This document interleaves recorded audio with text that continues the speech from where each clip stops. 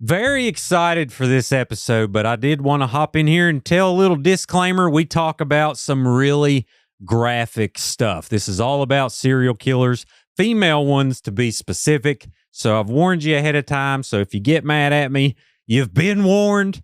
And I hope you enjoy this episode with Watch for Deer. These ladies are hilarious, and it's always a good time. Thanks. And let me also say, if that's true, and I wasn't there, I don't know. If that's true, if she's telling the truth, then he got what was coming to him. If it's true, drop the hammer. Drop the hammer, sissy. Like, and we always say, don't stop. Ain't nothing a little pew-pew can't handle. Yeah, don't stop till it's empty either. Right. Like, if that's what happened. So she says she whipped around and grabbed her bag and shot him with her pistol. Aileen said she shot him 2 times. She ran around and got in the driver's seat and told him to stay down. He got back up and she shot again. Welcome to Creepalachia, and we have official new friends of the show with their second appearance. And I don't know how long we talked last time, like 17 hours. It was a long time.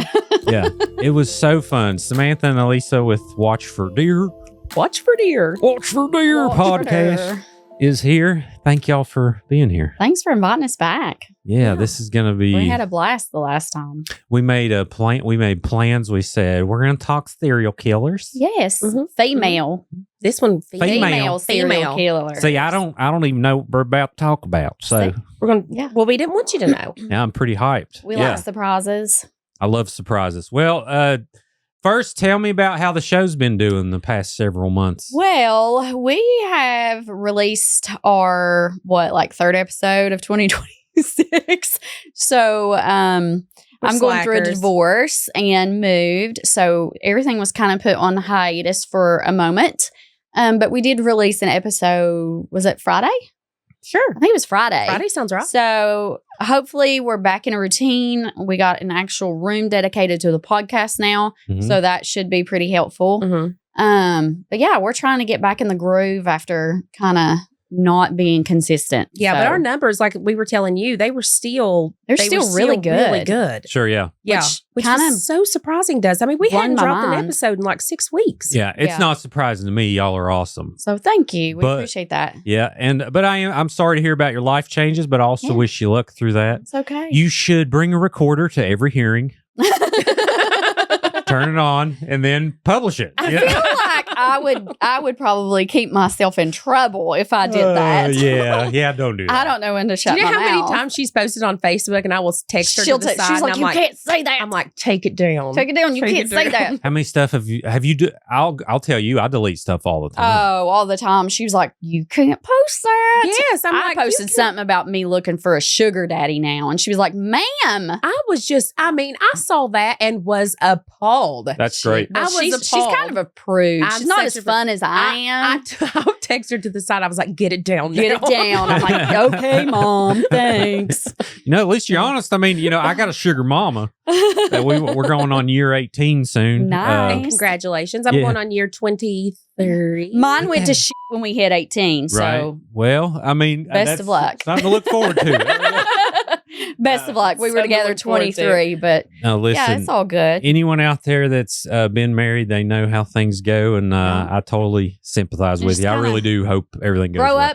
Grow, apart, and it is what it is. It is what it is. So yeah, just trying to, go my own path and find my own self and do my own thing. So, but yeah. Heck yeah, y'all are getting there. Yeah. I've been enjoying watching the growth. Y'all got a live show coming up, when does that happen? It may be out before this releases. It's going to be April 10th, which is a Friday. Okay. It's going to be at 7:30 p.m. at Creekside Golf Course in Live-Oak, West Virginia. So if you're a local, come and see us. I'll try to get it out before then. I'm not sure what the schedule is running, but if you missed it, hey, check out the podcast anyway. If you're lost, go check it out. Yeah. Well, cool. All right. So give me a heads up on who we're going to work on first. So I am going to start. I'm going to so we chose to do, you said serial killers, but we decided we would do female serial killers because there's not that many. And it's not that talked about. So I'm going to kind of go behind the psychology of female serial killers, just kind of hit on that. we're going to transition over to her story and let her tell you who she's covering. And do you want me to tell you who I'm covering now? Sure. Aileen Wuornos. Oh, yeah. Okay, so I'm well aware of. Okay, Aileen Wuornos. Yeah. Yep. Yeah.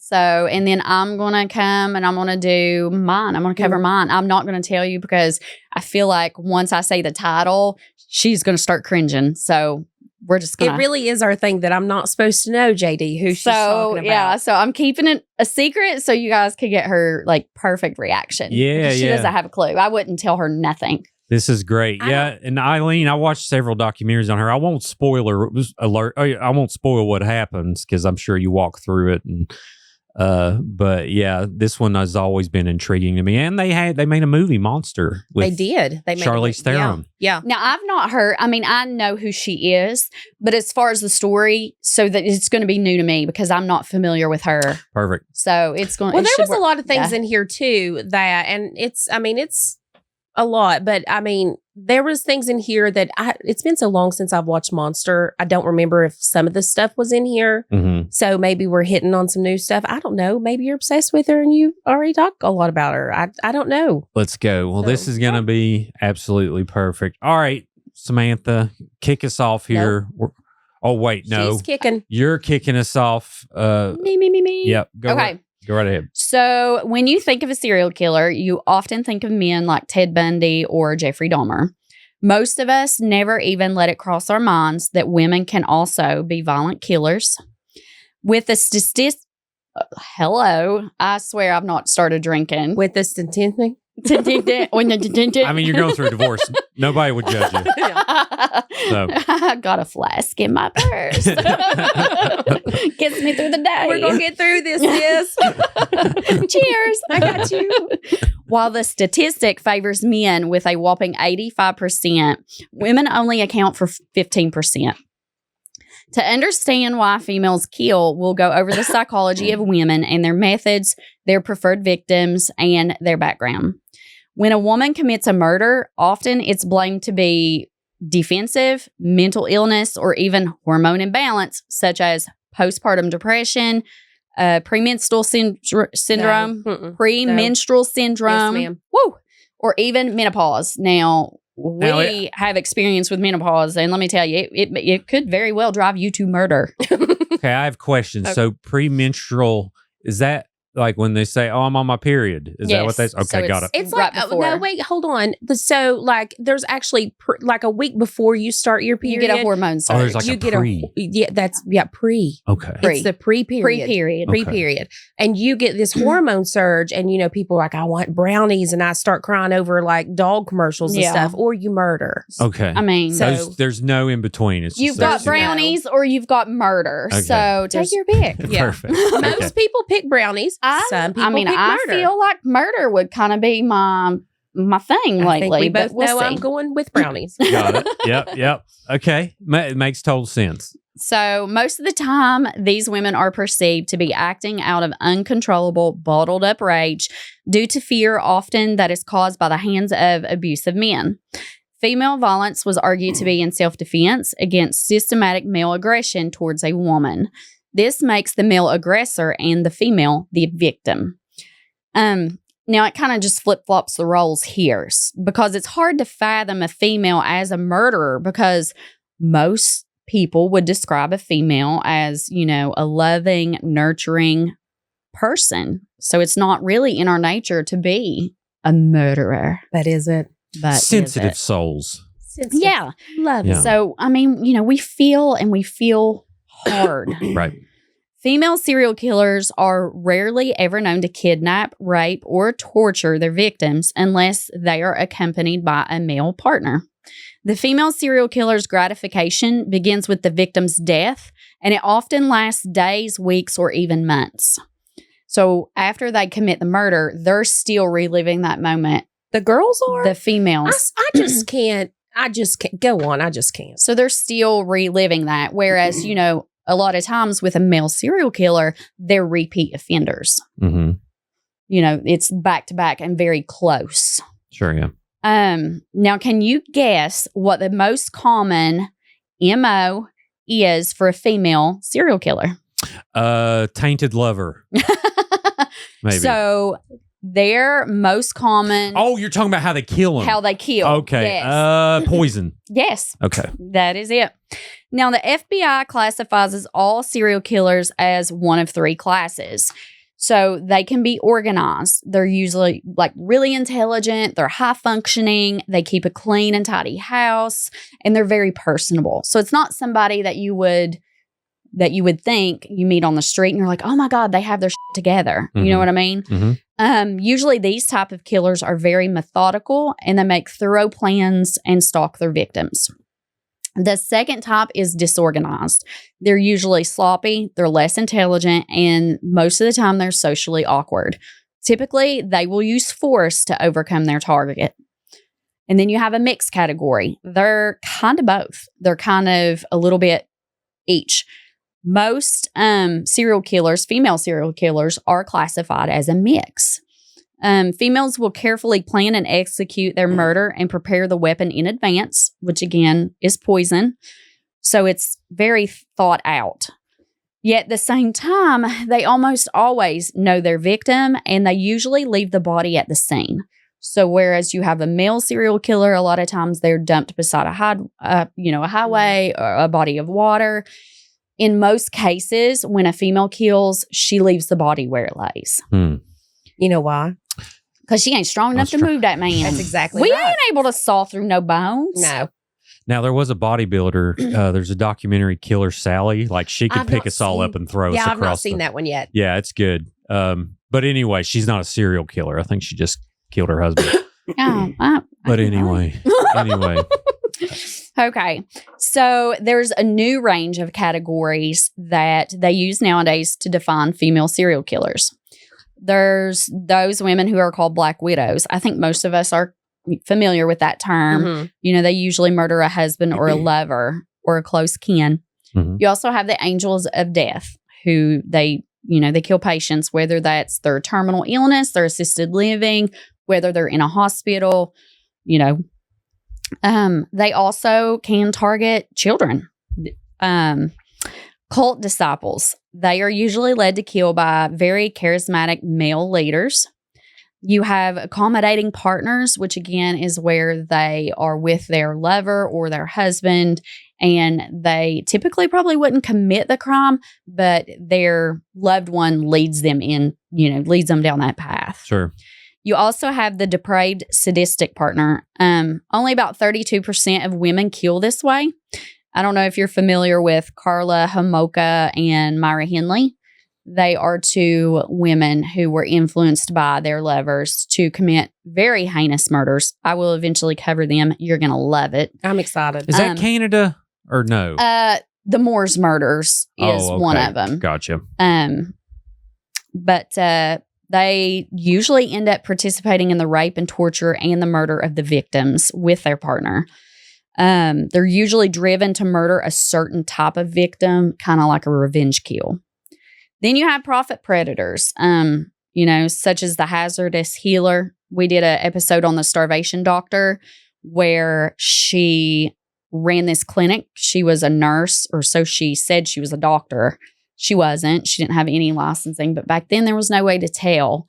She would essentially starve her victims to death under the guise of treatment. Is that the one where she only gave them tomato soup or something? Yes. And enemas. I remember that. Oh, yeah. Tomato soup enemas. and enemas. Yeah. Yeah. And they thought they were getting better. Everything a grown boy needs. Yeah. So, that's episode 62. You can check that out. In the end, it ended up she killed to inherit estates and things like that.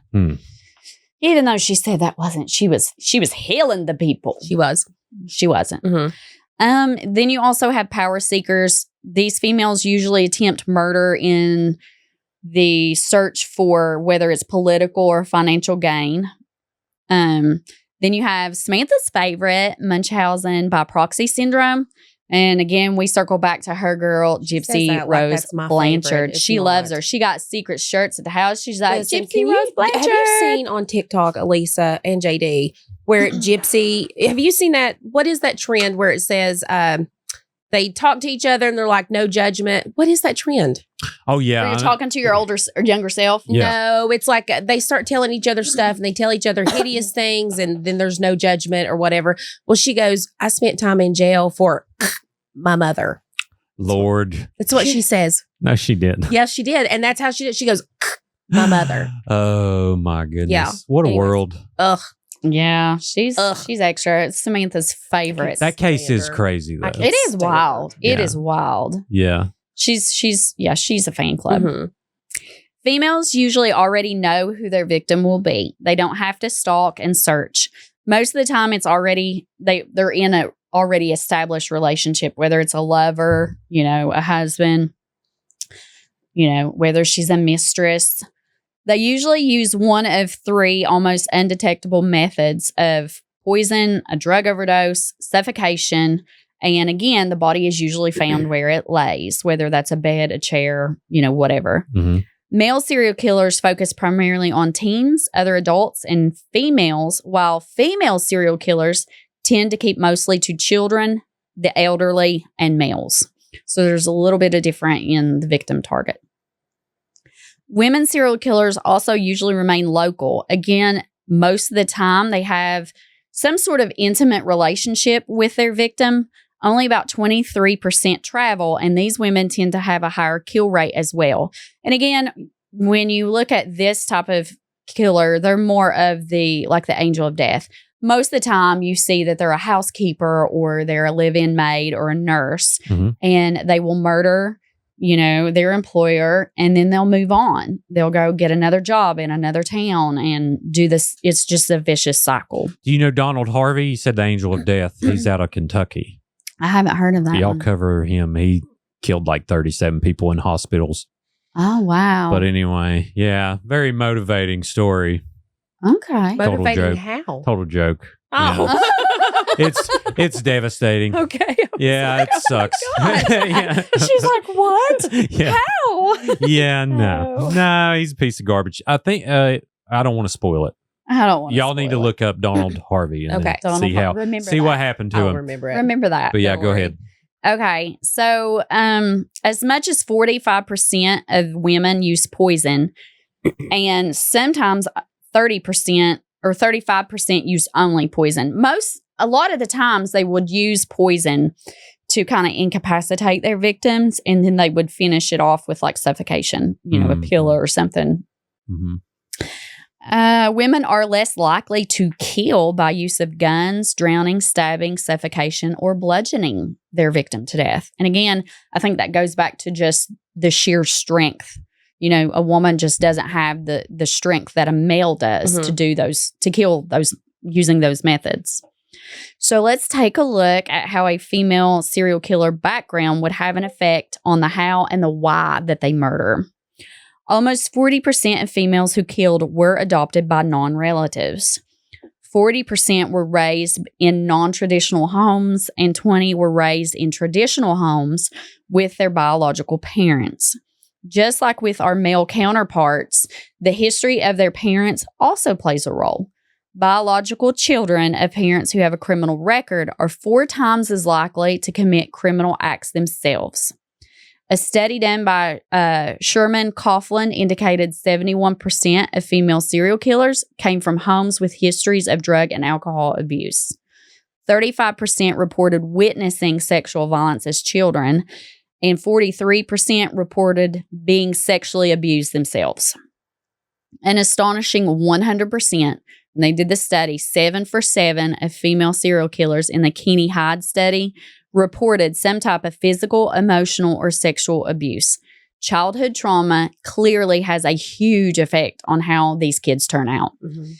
With our male serial killers, we know that animal abuse, arson, and bedwetting are all signs. They call this the McDonald triad. Diabetes.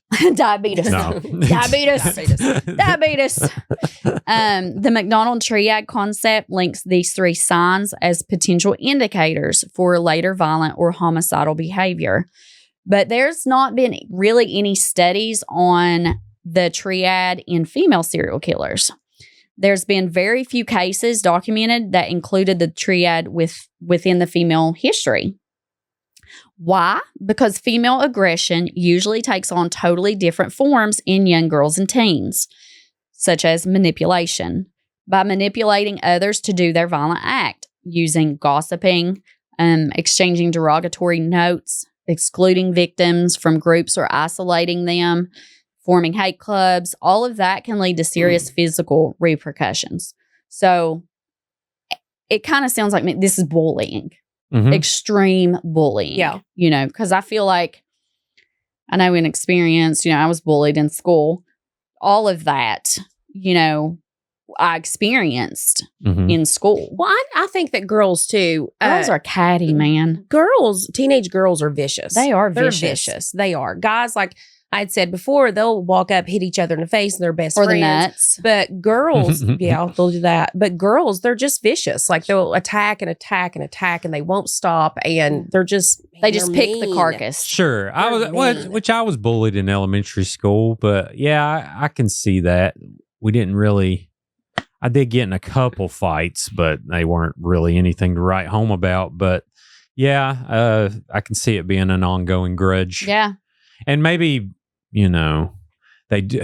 One thing we used to do that I'm noticing kids do now with FaceTime is when three-way calling came out, they would get a friend on the phone and then they would be like, I'm going to call so-and-so and I'm going to have them talk junk about you. Watch, you'll see. Yeah. Then they call them and then all of a sudden they get them running their mouth.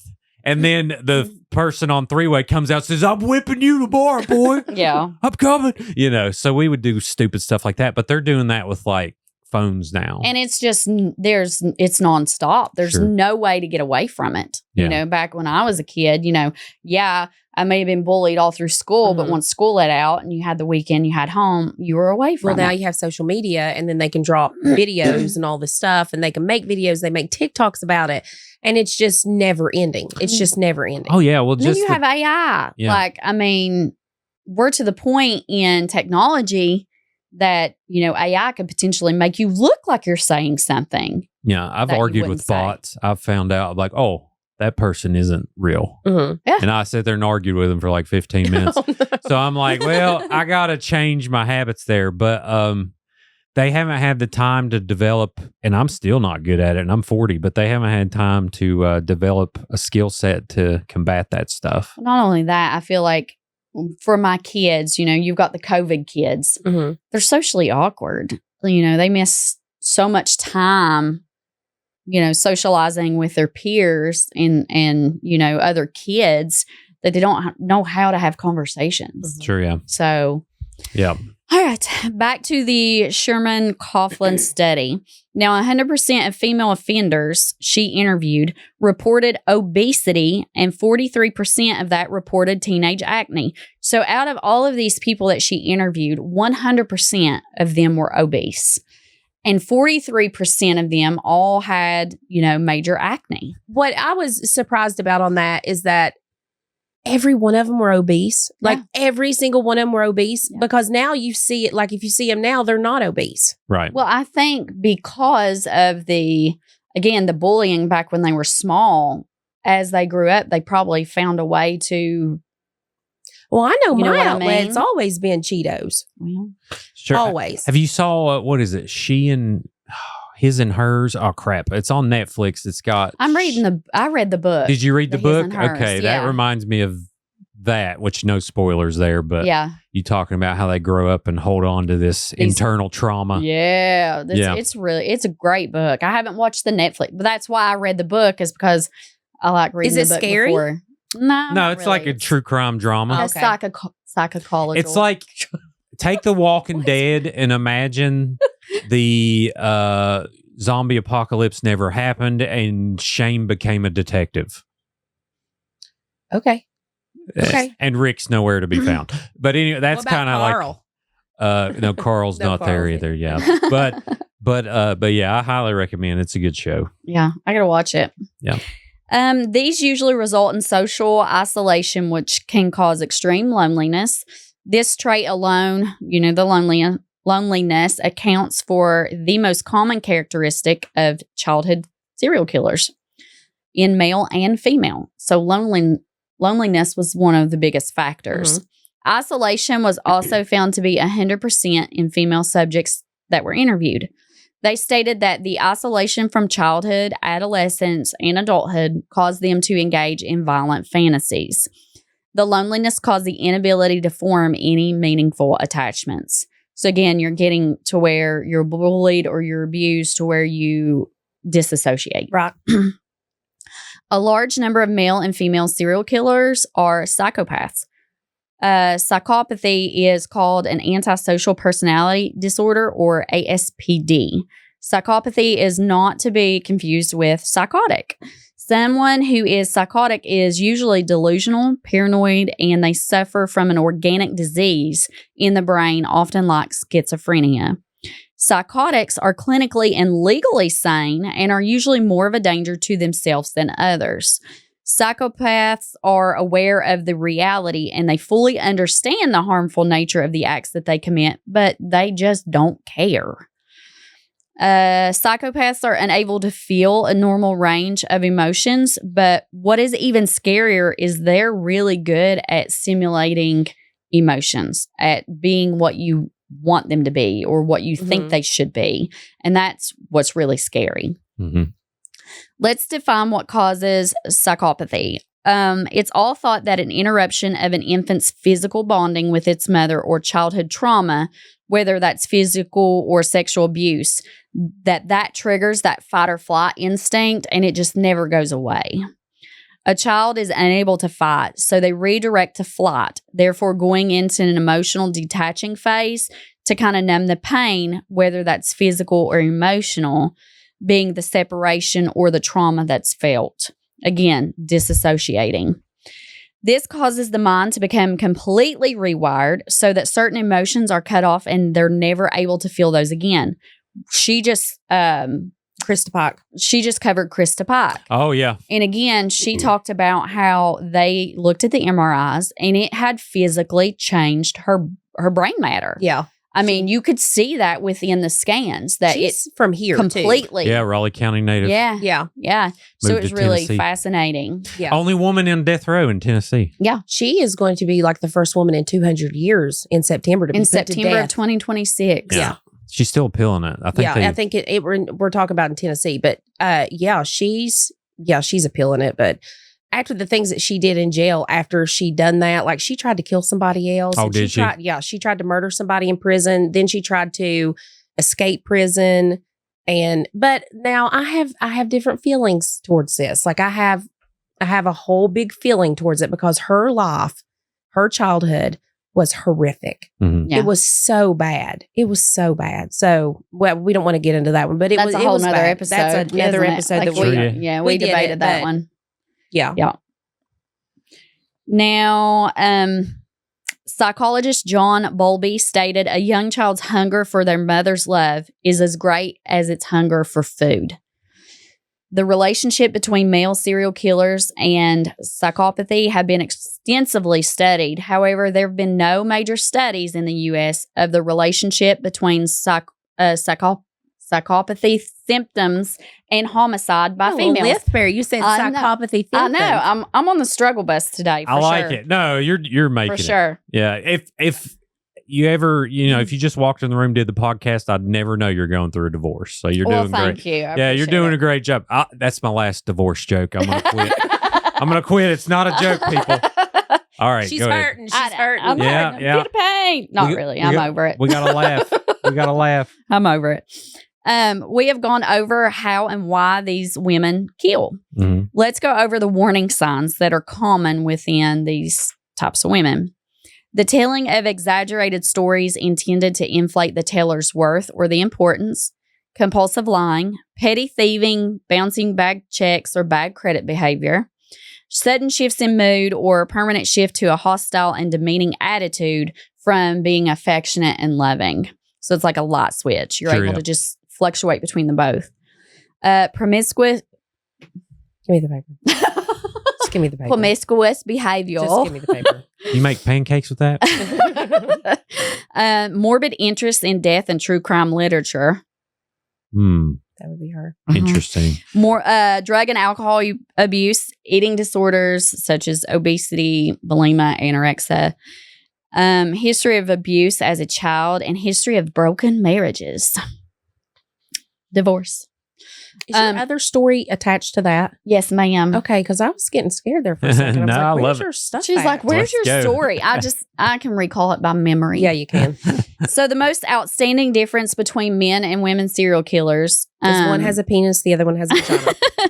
is the female has the expert ability to fabricate and methodically craft a persona or mask a cultivated charm and seductive behavior. With women, most serial killers, there's no sign of aggression. Like, you're not going to see it coming. You just can't see it until it's too late. That's terrifying. So watch yourself. As it should be. It should be terrifying. Watch yourself. But I also want to say, and too, when we were talking about this last week, where we talk about serial killers a lot, and it almost makes it kind of relevant to us in a weird way. Like, we talk about it, and we're like, oh, serial killer. I don't know a serial killer. I don't know any murderers, or it's not the norm. So don't be afraid of everybody. No, don't yeah, be yeah. afraid of everybody, because that's not the norm. But also, Ted Bundy was extremely charismatic. I talked was. about this last episode, but I don't know if people really knew that was coming either. He'd be like, oh, I can't get my boxes in my trunk. Can you help me? And then he'd smack him in the head with a crowbar. Yeah. And there you are. Would he really? Yeah. Is that what he did? That's what he did. He acted like he had like Would have an arm a limp. cast. Yeah, he had like a cast. Or he had a cast he would put on his foot and use crutches. Really? Oh, yeah. He preyed on the goodness of Yeah, women. I didn't know that. I thought he just took women out on dates and then murdered them. No. No. Oh. No. I mean, do you know what he did? I mean, he murdered people. He murdered women. He murdered to the 10th power. Like Yeah. I'm just going to say it. Trigger warning. He had sex with their heads after they were dead. Yes. He was very much into necrophilia. Yes. Yeah. Yes. Like, for those of you that don't know, it's sex with dead bodies. And he ate. I think he ate them too. No, he didn't. He tried. I think they had the Ted Bundy tapes. Watch it on Netflix. I'm not watching that, JD. Well, I'm just saying, before he gets executed, he kind of they do these recordings with him every day, and he whispers closer to the execution. He starts whispering and admitting these graphic, gruesome details of what he actually did. I may have to bump Ted Bundy up on my list of things to cover. Yeah, I really did. I thought he just murdered these women and left them out in the woods. No, he would make his wife or girlfriend, anyway, he would make her act like she was dead, and that's the only way he could finish. Oh yeah. Yeah, he could he could Sparky big time. There was which you probably don't know this, but there was a serial killer that's what he called his finishing act, was he liked to Sparky big time. Good Lord.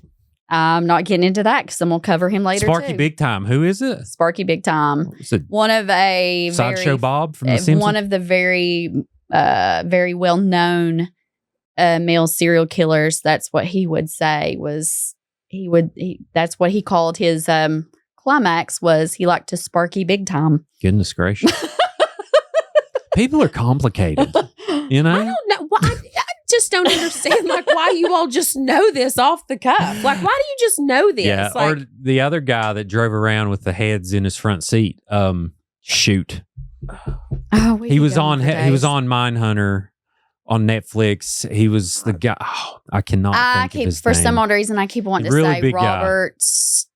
Oswald. He was the one that dresses up in female clothing. What is his name? My mind is blank. Are you thinking of BTK? That's the one I think that said Sparky Big Time. Oh, He likes to Sparky Big Time. Okay. BTK stands for bind, torture, and kill. Yeah. Oh, it's not his initials?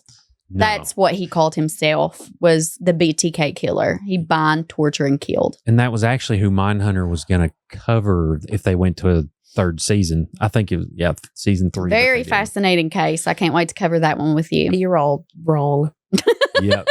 I don't know how I get in the middle of this stuff. If you can't tell, my story is written very well, and I took a lot of time on it, but you're going to get a lot of my personality in this story. Well, it's like, all right, here's some comfort. So the percentage chance of someone being like that is so extremely low. Like, it's like if you get a cancer that's really rare, it's still way more rare for you to come across someone like that. But it does happen.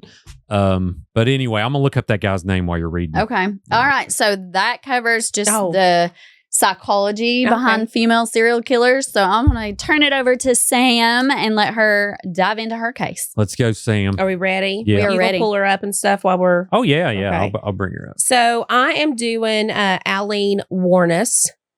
And so you're going to get some... I think you'll get my personality through this story. Now, I'll say, I've always heard the pronunciation Aileen Wuornos. Is it Wuornos? But I like the cornbread version. It's Wuornos. Wuornos sounds... Let's do that. Aileen Wuornos. It's Aileen Wuornos. Let's go, Aileen. It's going to be Aileen Wuornos. How did you say it? Wuornos? I always heard Aileen Wuornos. Wuornos? But that's what I'm saying. I don't... You said Wuornos? You said Aileen Wuornos? I done worn us out. Let me tell you. Worn us, but anyway, she's. That's okay. That's not bad. Mine's from Italy, so we're gonna jack some stuff up in my. I'm down. Let's do it. I ain't Italian, so let's go back again. You were saying Aileen. You're saying Aileen. Aileen Wuornos. Like an I, then lean, like Aileen. Wuornos. Okay, not Wuornos. So when I go to the club, Aileen Wuornos. There you go. Wuornos. Yeah. That's no, I'm not saying that. That's cool. All right. You say what you want. I'm saying what I want I'm not saying that. Heck yeah. All right. In 1956, in Rochester, Michigan, a beautiful baby girl was born. Her mother was 16 and her father was estranged. Her father would later be convicted of raping and killing a 7-year-old girl. Oh my God. He was coming out hard. He was sentenced to life in prison where he took his own life. When this beautiful baby girl was just 4 years old, she and her brother were left with her mother's parents. She didn't know that these were her grandparents until she was 12 years old.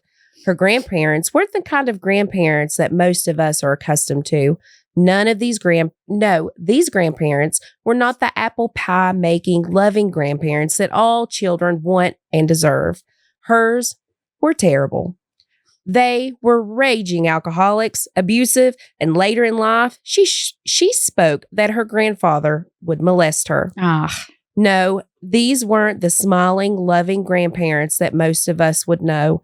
These were vile human beings that have been left to care for 2 children that only wanted to be loved and looked after. See, again, we're going back to the psychology. You got your emotional sexual abuse and you got your non-traditional family. I know. Look at that. Look at her. Look at her. Yeah, I got a picture of her as a kid. Yeah.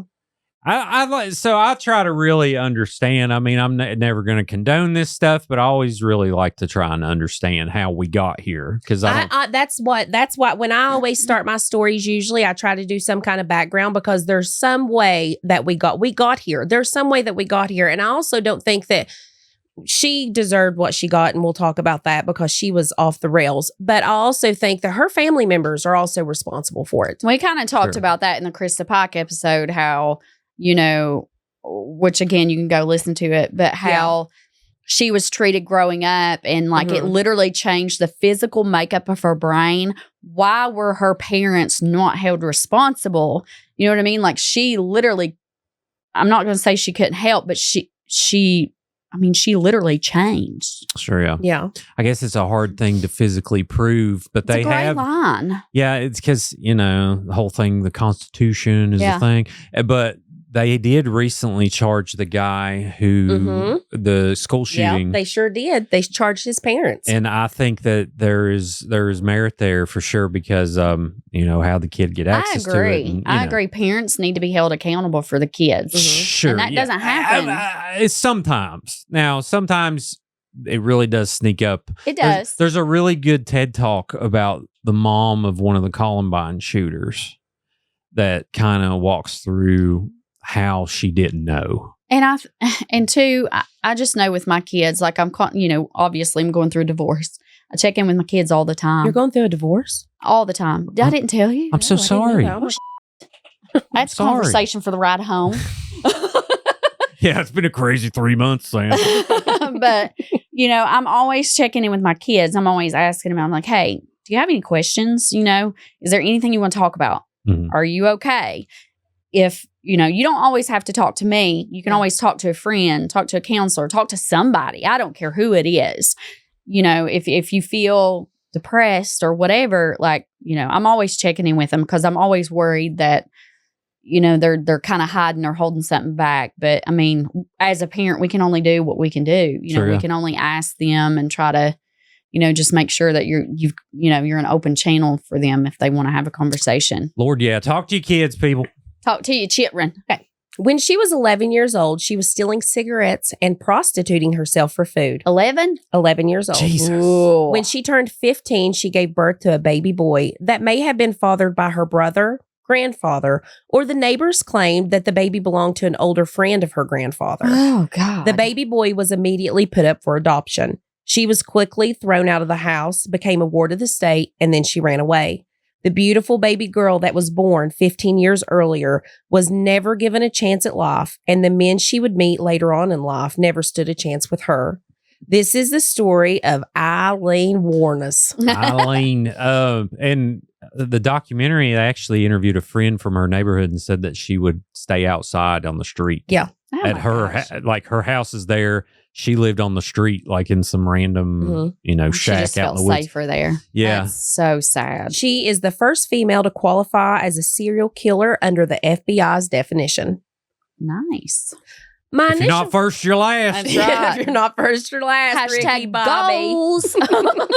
Sweet little baby Jesus. This episode definitely getting a disclaimer at the beginning. My initial thought of her when I was watching the first documentary was this woman seemed pleasant. And I did think that. She was smiling, talking softly, and she was very polite. Very pleasant, yeah. Yeah, she really did seem pleasant. You're Mhm. rolling your eyes. She really did. No, she was. Yeah, Nick Broomfield is the director Okay. that of the ones I watched that I really enjoyed. He was really in there while she was alive and all this stuff. But anyway, yeah, I agree. Yeah, I agree. and two, you have to realize the person you're talking to here. I don't just seek this stuff out like her, like Alisa. I read it for bedtime stories. Yeah, like I don't seek it out. So a lot of this time when I start a documentary, I've never heard of it before or anything because if it comes on, I swipe up or down or whatever. I get away from it. Not me. I go don't down like a that rabbit stuff in hole. I don't like that. That brings down my joy, and I don't like that. Yep. Okay. It's self-soothing to me. So I mean, to be honest, that's the smart thing to do. So you got the good habits in the room, I self-soothe No. with crime. no, right? We're So- two different people. we are two different people. It's like I will find someone with a worse situation. We'll find somebody who murders. Misery loves company, and I ain't doing this alone. Okay. So many before me. Anywho, she seemed to me as a woman that was normal. She did. I know people are going to be like, oh my God, Samantha, I can't believe you think that. But again, I didn't really know who she was and didn't know the horrific she did. So let's just go from there. Sure. Just a normal woman. But as we all know by now, most serial killers do look and act normal. They are very good at hiding in plain sight. Yeah. And that's what Again, Alisa back talked to the about. psychology. The manipulation, and they don't know how to act in public. So they just start morphing into these different people to fit in. I mean, there's been several times that I've been talking to someone, and the whole time in my head, I'm like, I swear to God, I'm going to choke you out. You're just like, ugh. What's wrong with you? Right. I'm just saying. Well, I'm they're sure just- you've had that. No, No, Lisa. I think that's pretty regular, but then there's a whole new level that actually does it, and then it's like, whoa, Right. I mean, you've been listening to somebody talk, and you're standing there and it's like, please, dear God, yes, give me some ink pen so I can bust my eardrums. And I know we've all experienced that. I'm gonna claw my eyeballs out. Exactly. Okay. I don't know where I left off, but anyways, it's there's a part of them that's broken. Maybe she sold herself to the devil. I don't know. Or maybe she was ruined at birth. I couldn't tell you. But then as I watch the TV, I see the police on the screen and the dead bodies start appearing. How could this woman do this? Why would this woman do this? And what led her to eventually be put to death? I was not ready for the information that I was about to learn.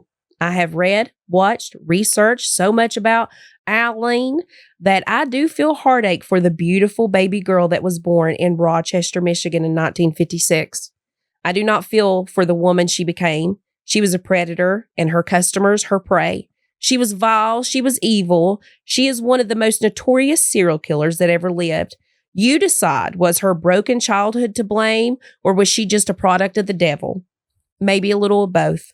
Later in life, Aileen would say that she had a wonderful upbringing. Her grandmother was not a drinker, nor did she cuss. Oh. Her grandfather was an ex-sergeant in the army and just salt of the earth. So what? He slipped and hit me in the face with a belt. No big deal. It's no big deal. Her Everybody's grandpa does that. Her grandmother died from cirrhosis of the liver when she was 14, and she said she would always miss her. So pour you a glass of wine. If you're driving, don't do that. But you know how I told y'all can drink wine this time. I don't care. I'm sorry. Pause it. Time out. We're going to the gas station. We'll be right back. I didn't know that was an option, JD. No. So, ladies, pour you a glass of wine. You know how I feel about Obviously, drink responsible. I love a glass of wine with a story, and let's get to it. She usually has to drink wine to get through my stories. So. Wine's still terrible. I don't care what it is you not. say. No, it's listen. the worst. Not even a shameless plug or whatever, but Kirkwood Wine here in West Virginia, they sent us some wine because they're my favorite. They do make some great wine. And I love to talk about my West Virginia people, and I say that I love me some West Virginia so much. If you are out, get you some Kirkwood wine. I would highly recommend strawberry wine. I like the apple. What is it? Apple cider. Get it. Yeah, it's good stuff. Right, here we go. Aileen. I'm going to go deeper into the my cornbread. Aileen moved to Florida in the early 80s after her brother passed away from cancer. While in Florida, she took up the only... Her baby daddy, you mean? Alisa. Why would you say? While in Florida, she took up the only profession that she knew, which was prostitution. She was in constant trouble with the police. Not only for prostitution, but for other crimes as well. Forgery, assault, and robbery. In less than 10 years, she had a rap sheet as long as an NBA basketball player's arm, and she wasn't finished. The police would describe her as having a very poor attitude, and police chief Steve Binger stated that he didn't know how anyone would be attracted to that, and he wouldn't want to be caught in an alley with her. Most of her clients were white, middle-aged, and low income. However, in her personal life, Aileen was a lesbian and had been in 2 serious relationships. Her second serious lesbian relationship was with Tyree Moore. Pull that chick up. Tyree Moore. Tyree Moore. Tyria. That's interesting that she was a lesbian because I wonder if her general hate for men. That's Tyra? Or Tyree, yeah, Tyree. I said Tyree. Because she calls her Ty. Right there, that one. Yeah. Sorry. Yeah. Oh, Lord, yeah, son. Pull that one up. My goodness. Right, there's Tyree. That was her girlfriend? Yes. They have, I'm going to shut up.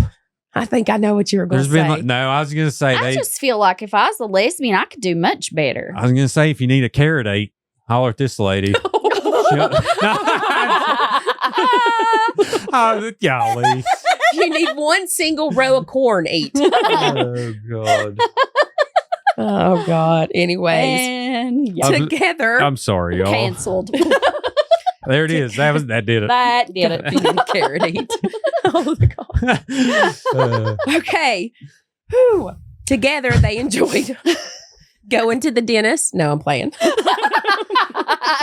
Listen, I can tell you right now, she did not see a dentist. No. Together, they enjoyed laughing, drinking, and light criminal activity. Gnawing on corn cobs. They would steal and take the stolen items to the pawn shops. And I'm going to need you to put a pin in that they're going to the pawn shops. All right. She went to the pawn shops and couldn't find some dentures. Listen, they went to the pawn shops together. Remember that. In 1989, Richard Mallory, a shop owner, was found several miles away from his car and had been shot several times in the chest.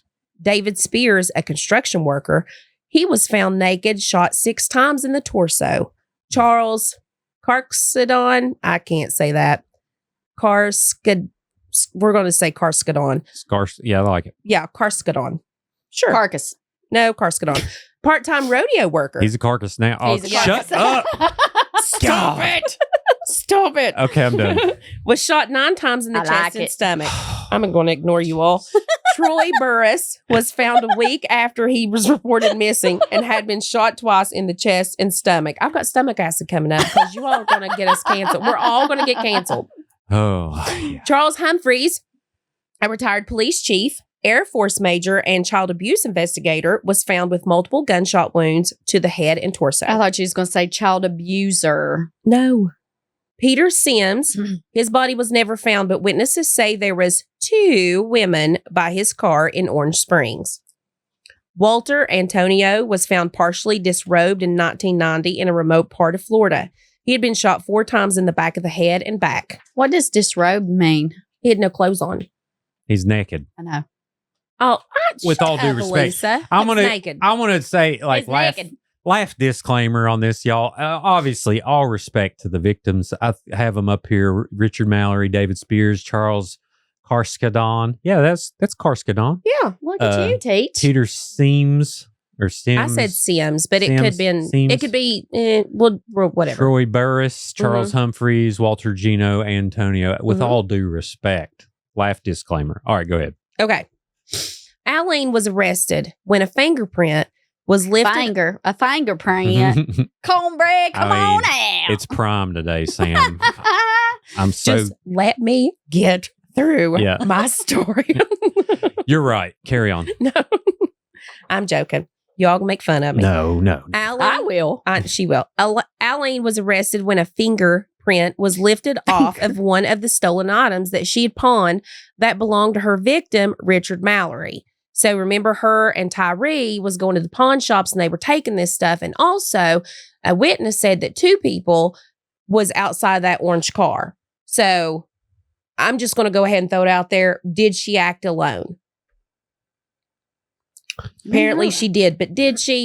Anyways, on January 9th, 1991, Aileen stopped at the Last Resort, a local dive bar that she would frequently stop in for a beer. The police were staking out the Last Resort and knew that she was inside. The undercover cops got her to walk outside and she was arrested. So what they did was they walked inside. They had a couple of them plain clothes. They were needing directions. So they didn't want to go inside. They didn't know what was going on and stuff. They wanted her outside. And so she came outside to point them in a direction on which way they needed to go, and they arrested her. So do you think, I know you said that they seen 2 people outside the car. Do you think that her lesbian lovers assisted her in these murders? I don't know about lovers. She only had that one girlfriend. Ty. I thought you said there was 2. She was in 2 serious relationships, but when she was killing all these people, it was at Tyree. It was just Tyree. I don't think that they assisted her in the actual murder. Yeah. Later on, which spoiler alert, but Ty flips on her, and I think that Aileen definitely took full blame to get total immunity for Ty. Yeah. But I don't know. As far as a accessory, did she help her hide something? I don't know. Definitely an accessory to it. I think that she absolutely. But Aileen just kind of took the rap for her lover. Yeah, they have that recorded. While being arrested, she would repeatedly ask. She would repeatedly ask, "What the hell is going on here? Why am I being arrested?" The Last Resort bar is still a dive bar and is visited by many just to see where Aileen was arrested. The dive bar's slogan: home of ice cold beer and killer women. Now? I like it. Marketing. Yeah. Eileen's girlfriend would break up with her and help law enforcement get a confession by recording their phone conversations. Tyree says that she saw composite drawings of 2 females, and she knew that if she didn't say anything to the police, that she was afraid she would be arrested also. And she states that she had nothing to do with any of the murders and did not know what was going on at the time. I'm like a whole bullshit right here. She wanted to get a confession for herself, not for the police. Tyree stated that Wuornos is very intelligent and the best liar she'd ever met.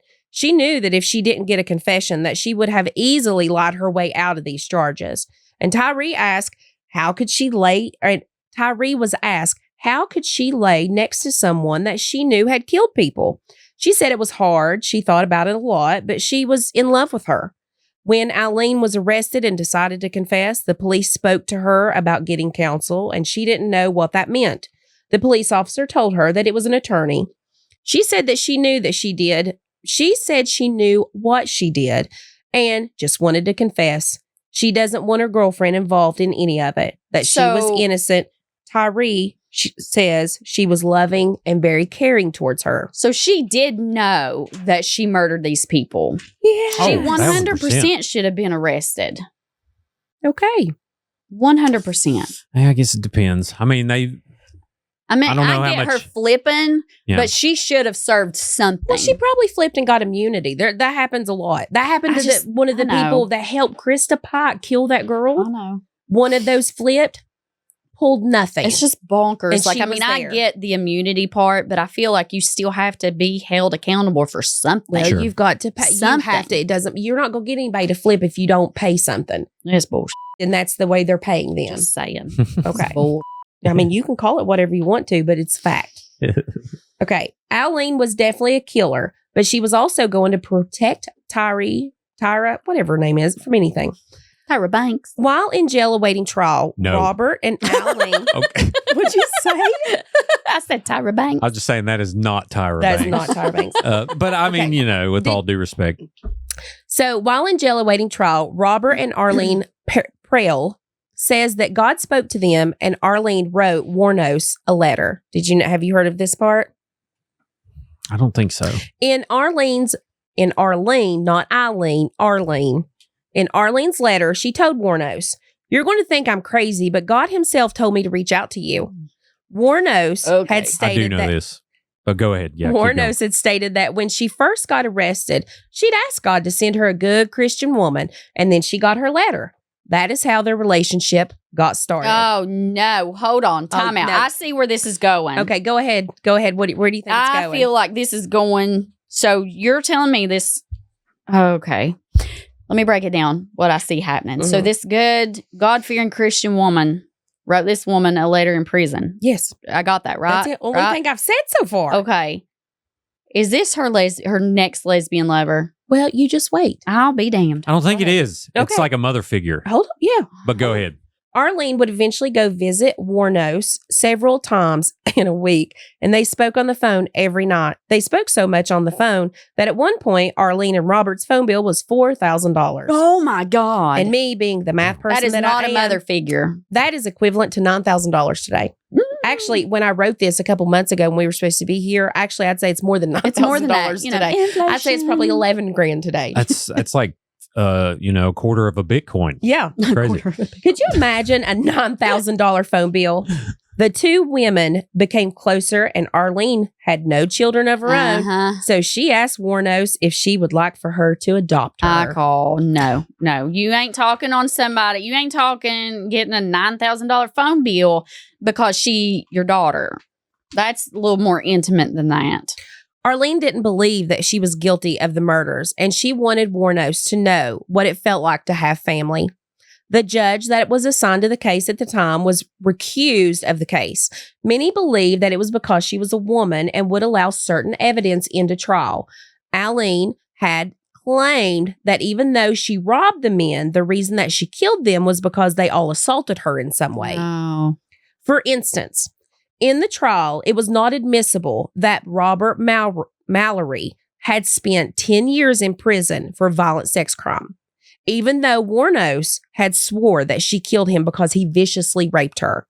So that wasn't allowed in. Okay. That wasn't allowed in the trial. They weren't allowed to say that he spent time in jail. If he did, yeah, then he got what was coming to him. Do you know what she talked?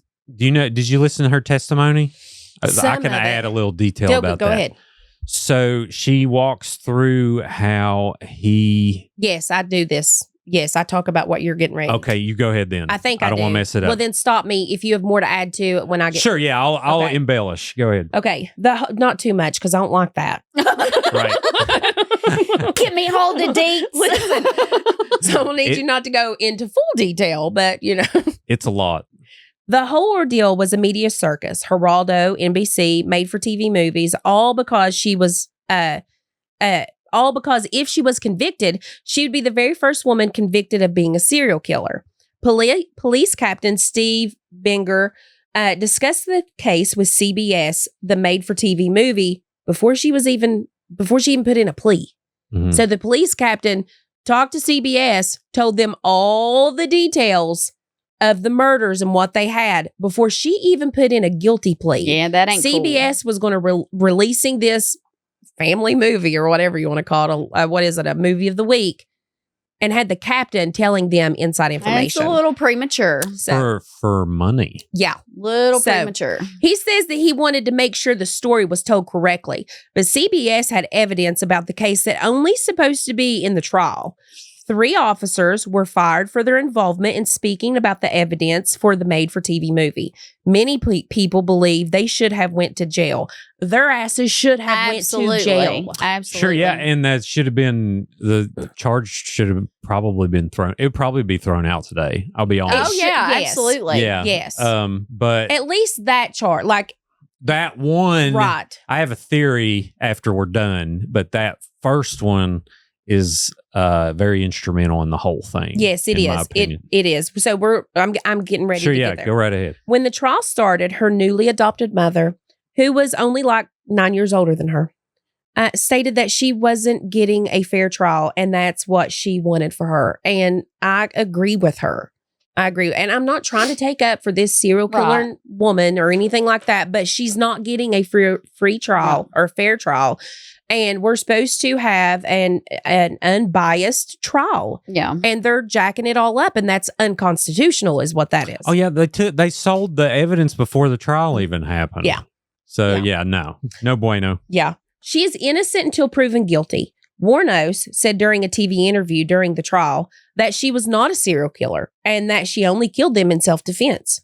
On trial, Aileen described a violent encounter with Robert, and she cried through the whole description. I mean, she bawled. Psychopath. So she bawled. She did, though. Like, it was, like, if you watched was it an act or was it heartfelt emotion? Well, I don't know. know. It's very heartfelt. I don't know. It felt seems, very heartfelt. If you've watched it, I couldn't watch it all, but if you watched it, I was tore all to pieces. And you know me. I mean, I was tore all to pieces. So anyways, I'm not... Right here, JD, look what I wrote. I'm not going to speak about what she said, but it was bad. It was bad. Here, look, it was bad. Was bad. Do you want to know? I absolutely want to know. Hold on, let me read my last paragraph.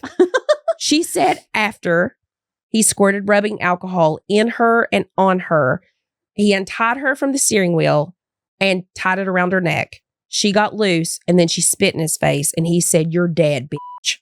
So you can go into detail if you want to. I don't feel, you know me, I don't feel comfortable. There's a disclaimer. I mean, it's not much more. I mean, basically, so. It was bad. So bad. So he raped her from both ends, or like 3 ends, actually. So he took rubbing alcohol and sprayed it inside of her. It's so bad. Now, this is what she said. So, and he's dead. And I know here's people's going to be like, "Well, he's dead. He can't say." Sure, whatever. yeah. So, and listen, this is what her testimony said. So he raped her there, and then he raped her butt. And she did the same thing with the rubbing alcohol. Yeah. And then did that, and then she fought back. And then, the whole thing ensued. She grabbed the gun. That's where I talk about that too. Yep, go You're right ahead. taking my story away from me. So y'all know, and I'm, there's a disclaimer at the beginning, so y'all have been warned, but you need to know tread with caution. Full context. Right. Here. So it was, like I said, it was bad. And and let me also say, if that's true, and I wasn't there, I don't know. If that's true, if she's telling the truth, then he got what was coming to him. If it's true, drop the hammer. Drop the hammer, sissy. And we always say, don't stop. Ain't nothing a little pew pew can't handle. Yeah. Yeah, don't stop till it's empty either. Right. Like, if that's what happened. So she says she whipped around and grabbed her bag and shot him with her pistol. Aileen said she shot him 2 times. She ran around and got in the driver's seat and told him to stay down. He got back up and she shot again. Wuornos stated that she said to herself at that moment that if any other man ever comes to her and tries to rape her like that, he will eventually definitely wish he had not met this prostitute. Wuornos claimed that she had been raped over 30 times in her lifetime. Oh my God. During an interview, you also, like I keep saying this, though, you have to realize who it's coming from. Right. Sure. During an interview with Wuornos, a journalist looks at her and says, do you know what the one mistake you made during this whole thing is? You confessed. After she was convicted of first-degree premeditated murder for the killing of Mallory, one of her clients said that she is not a cold-blooded killer. He picked her up because he had a headache and wanted some company. He had thousands of dollars of cash on him, and she could have easily killed him if she wanted to, but she isn't a cold-blooded killer, he said. That's not who she one is. Of her clients.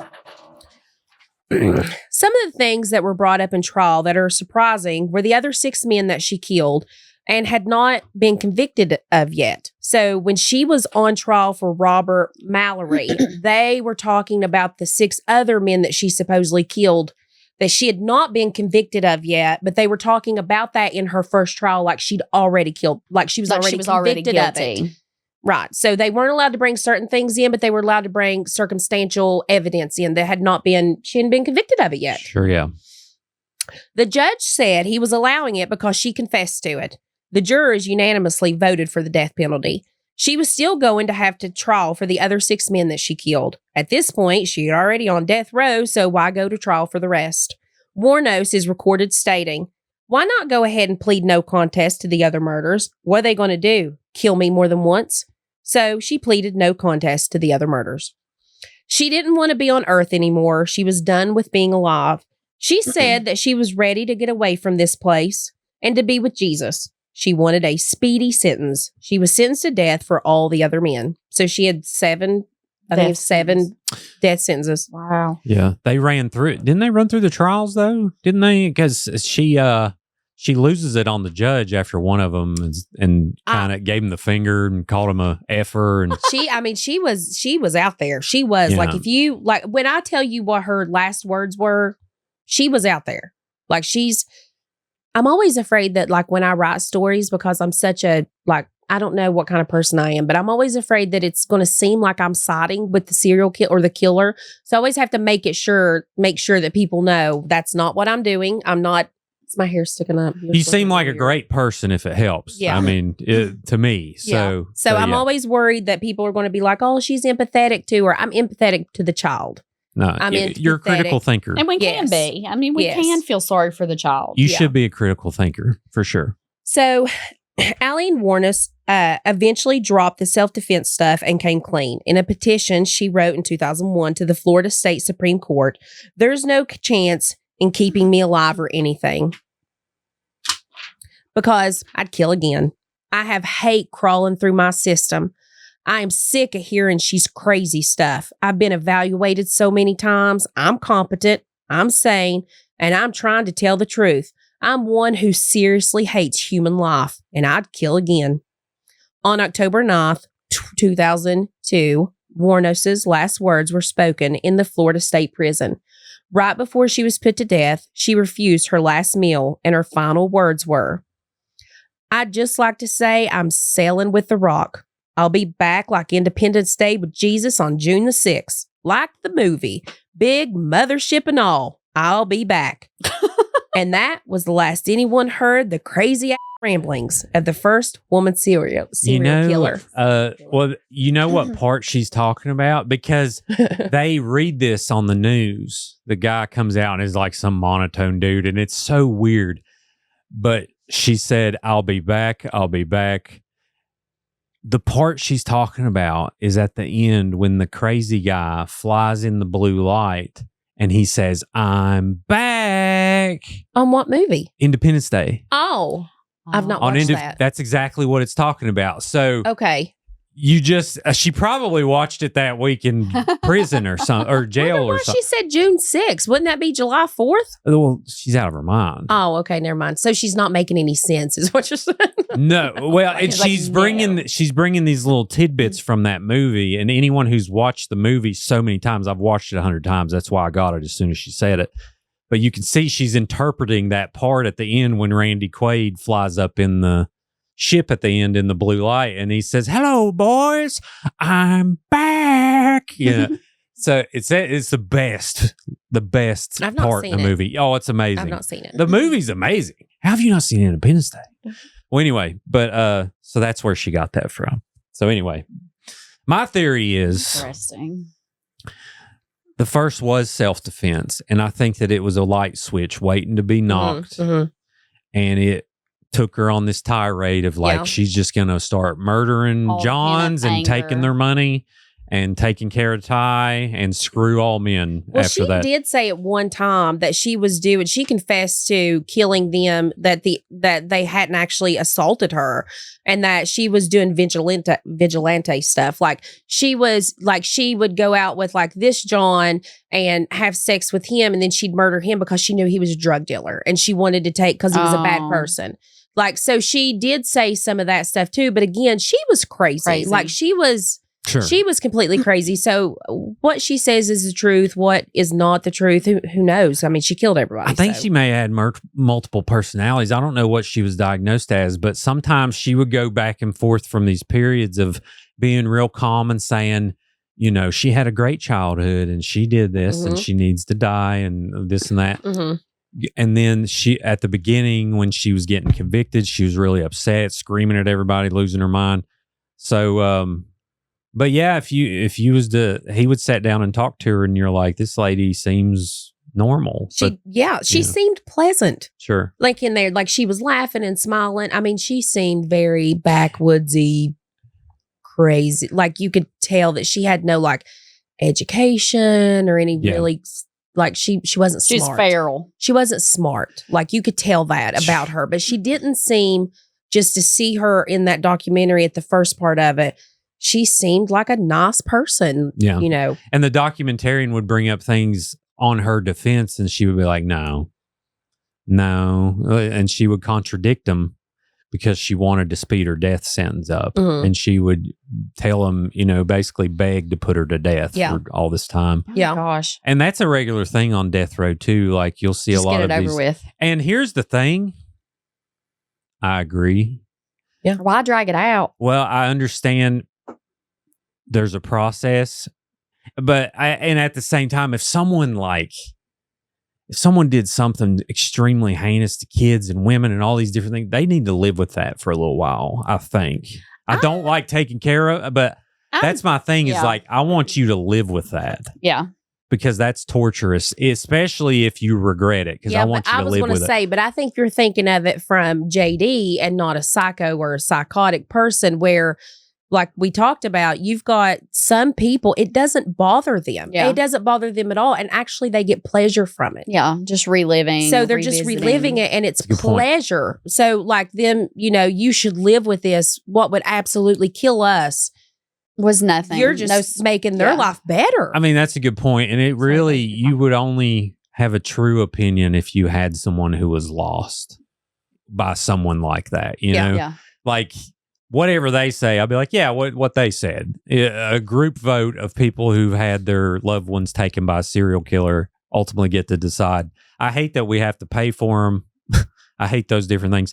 I have a wide opinion on the death penalty. I think we get it wrong way more than we get it right. We've talked about that before. So. Really? You think we think we put innocent people to death? I don't think necessarily we get it. Let me rephrase. I don't think we get it wrong more than when we get it right. Yeah.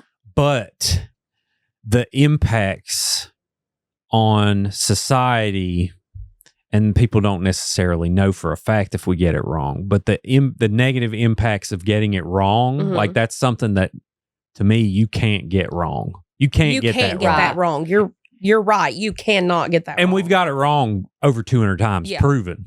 We've got it wrong. And that's my only gripe with it. Because we had it when we didn't have all these different tests, these different DNA tests that are coming out. It gets better every year, and 23andMe is a thing now. All these different things coming out that provide more proof.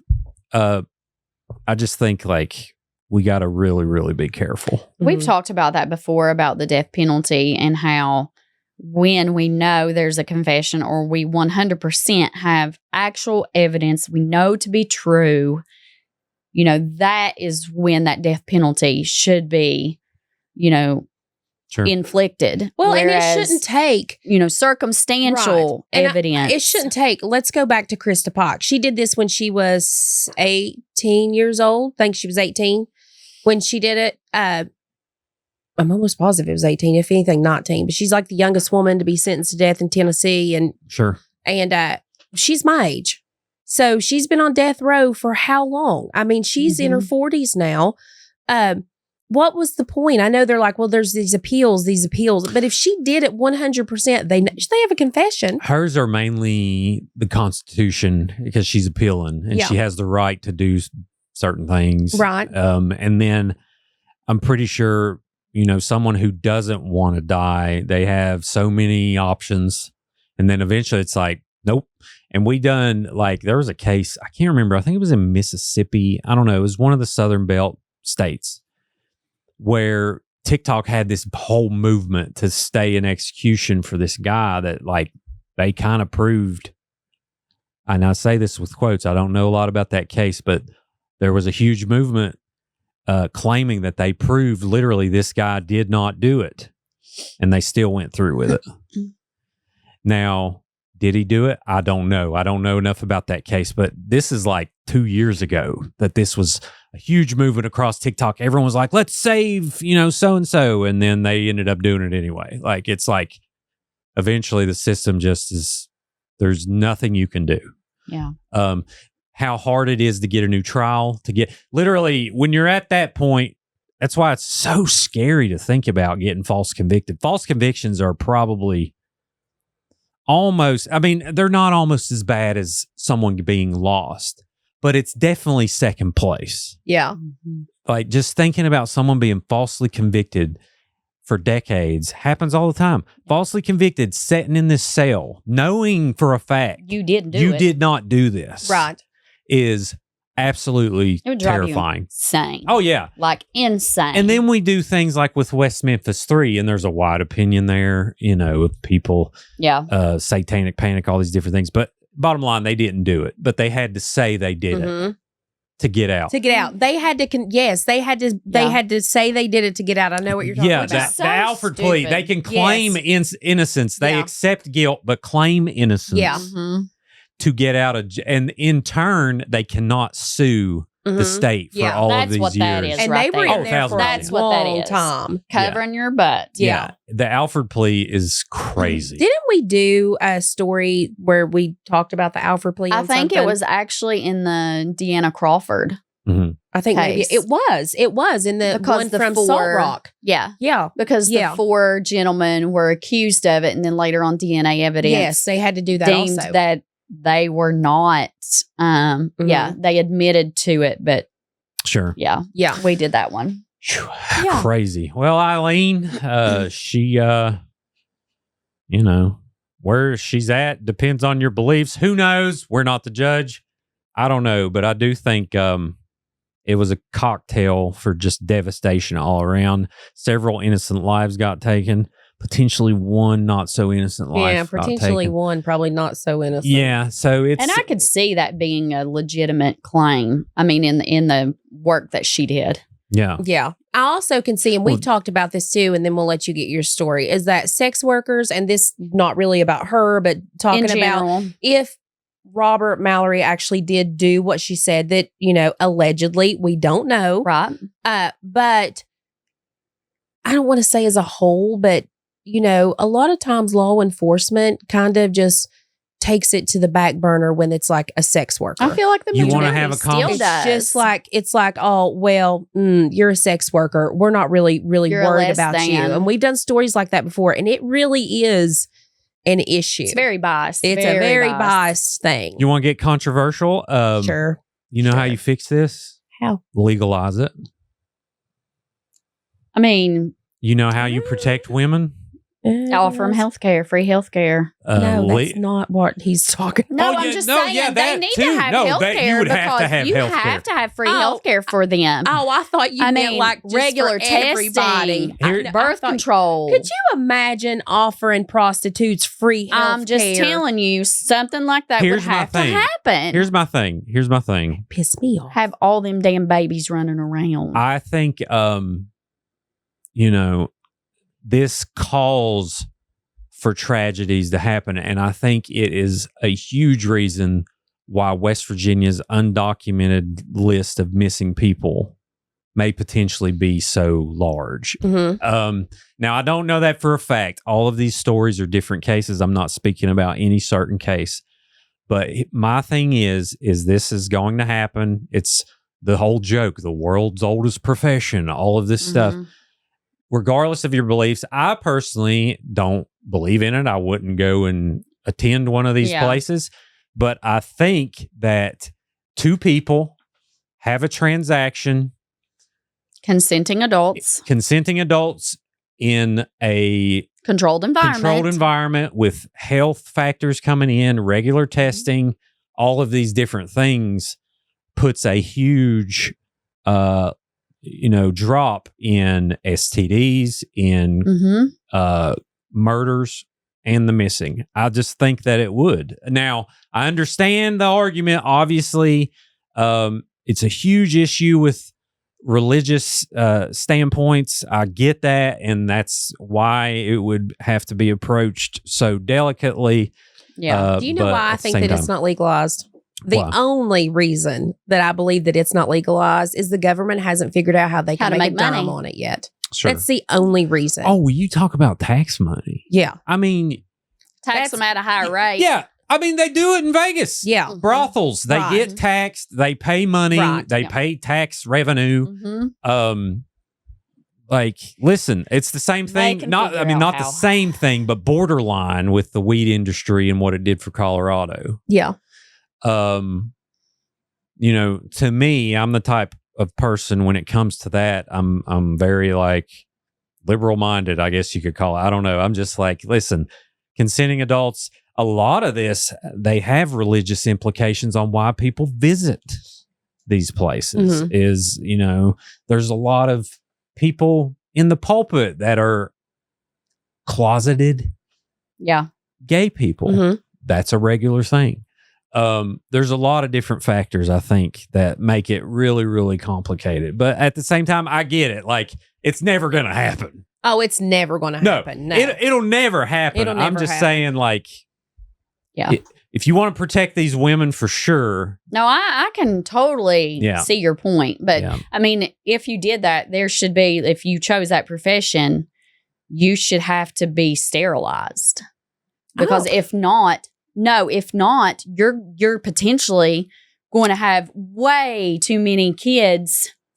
Now we're talking, and I'm talking about females or the workers, because that's the last thing you need is 1,000 kids coming out of it. You require protection, like a birth control pill. Or are you talking about permanent? No, they have to be on something. Just with the free birth control or free IUDs or.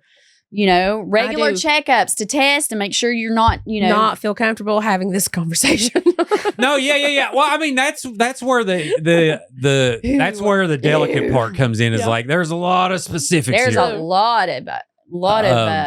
So I get from both standpoints. I get both sides why people would both be appalled and it only makes it I understand the argument. I'm appalled by it. To me, I think it's disgusting. It is. However, it's still a human being. Yeah. And their rights are still just as important as my rights. Regardless of what they do, if I think it's I think it's gross. But that doesn't mean that they should not have the right to, if something happens to them and they're sexually assaulted, that their sexual assault should be looked into, just like if it was me or anybody else. It's that's, there should be no stigma with that, and there unfortunately is, and there is. We don't talk about it, but there is, right? And they're afraid to holler rape because they say, well, you were getting paid for it, but what does it matter? What does it matter? So, and on the contrary, I don't agree with visiting one, but at the same time, I've never grew up in a sexually abusive home. I've never grew up with hard circumstances, addiction issues, all of these different things. And some of them just need to make money. Yeah. Some of them, no story is the same, but there are a lot of factors there that I'll never know nothing about. Absolutely. I mean, after a divorce, I've considered an OnlyFans. Well, there you go. I'm teasing. Alisa. Well, now listen. See, this is another one of these things that she'd be like, take it down. Well, and it's a joke, but a lot of people have. There's been for sure. There's been teachers fired. There's been nurses fired. There's been all kinds of professional people that are like, you know what? I don't make money. I tell her all the time, I'm like, you see my baby feet on OnlyFans, mind your business. Right. She's going to stick her feet in pudding. Listen, yeah, it's a very complex thing. And bottom line, I don't believe the majority of people get paid squat. So my thing is like, if this is legal and it's consenting, I don't care. It's not my life. I'm not the judge, but yeah, it's and again, it'll never be legal. It'll never be legal. Listen, there's no possible way. It's not ever going to happen. No, it would be never. Like 2 people would vote for it in the House of Delegates. Oh, I think less than that. I mean, and those 2 probably would entertain themselves at these establishments. No, I think there's probably 2 or 3 out there that would be like, you know what? Yeah. Oh, this is a great idea. Do you want to name them, or are we just going to? No chance. Come on. Keep doing your hard work, all y'all. R's and D's and I's and all the letters. So, all right. Great reading, Sam. Thank you. I mean, very depressing story, obviously, but it's a very good case to pick. Yeah, I bet you I know who you picked. Throw it out there. Rita Mays. Nope. Okay. You all probably have never heard of this one. All right, go ahead. Are you ready? Yes. I'm ready. Here we go. I am covering the soap maker of Correggio. Oh, wow. So let's go. Okay. So this happened in Italy, which I've been there. Beautiful country. Gorgeous. Leonarda Cianciulli was born April 18th in 1894, but the circumstances behind her existence was extremely brutal. Her mother, Emily de Nolfi, was a noble, and she lived a life that many only dreamed of. She was beautiful. She was well educated. She had that high social status that most could only dream of. And, she had always been sheltered from the hardships that most knew back then. Like most young girls, she dreamed of the day she'd get married. Don't do it. She would attend parties, and she was always meeting suitors. Her parents, obviously being noble, most of the time back then, you were match made. Your parents, whatever. It was a move for political or financial gain. It wasn't necessarily a decision that you could have an opinion on. So, unknown to Emily, there was someone who had been watching her. He was very obsessed with her. He had a low social status. What was her name? Emily? Emily de Nolfi. Thanks. You read my mind, Sam. Emily. De Nolfi. How you spell that? Emilia. I'm sorry. Emilia. Emilia Oh, got it. de Nolfi. Nolfi. Emilia de Nolfi. What? Nolfi. D-I space Nolfi. D-I space N. O-L-F-I. L-F-I. De Nolfi. Nope. Yeah, you're not going to find her. It's the 1800s. This is crazy. Oh, 1800s. Okay. 1800s. You can find a picture of her. Okay, yeah. That's probably It's an not going to older be. case. Well, we can imagine. Yeah, she was beautiful. Beautiful lady. Gorgeous, darling. How do you know she was beautiful? Because it says she was. And that's what we do. That's what we're going. Everything we read and we're told. That's what we're going on. That's what we're the doing. Facebook back in the 1800s said she was gorgeous. But There's an Amelia on Game of Thrones. Let me see. She had, she was beautiful. Yeah. We'll just imagine this is. There you go. Amelia Clark. Okay, yeah. We'll She's imagine gorgeous. it's Amelia Clark. Okay. She's Amelia Clark. gorgeous. She's beautiful. So, but, she's of status, and she has caught the eye of this gentleman who he doesn't have a chance. He's low status. He's not from a noble family. He knows it's impossible to ever, marry her. However, Marino Cianciulli was not the type of man that Emily's parents would have approved of. He was lower class. Their social circle was worlds apart.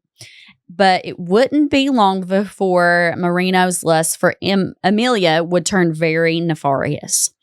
Obsession led to hate, and before long, Cianciulli wanted to hurt Emily, seeing he could never fully have her. So you're not doing a woman serial killer. Oh, yes, I am. You hold on, baby love. You hold on to your seat.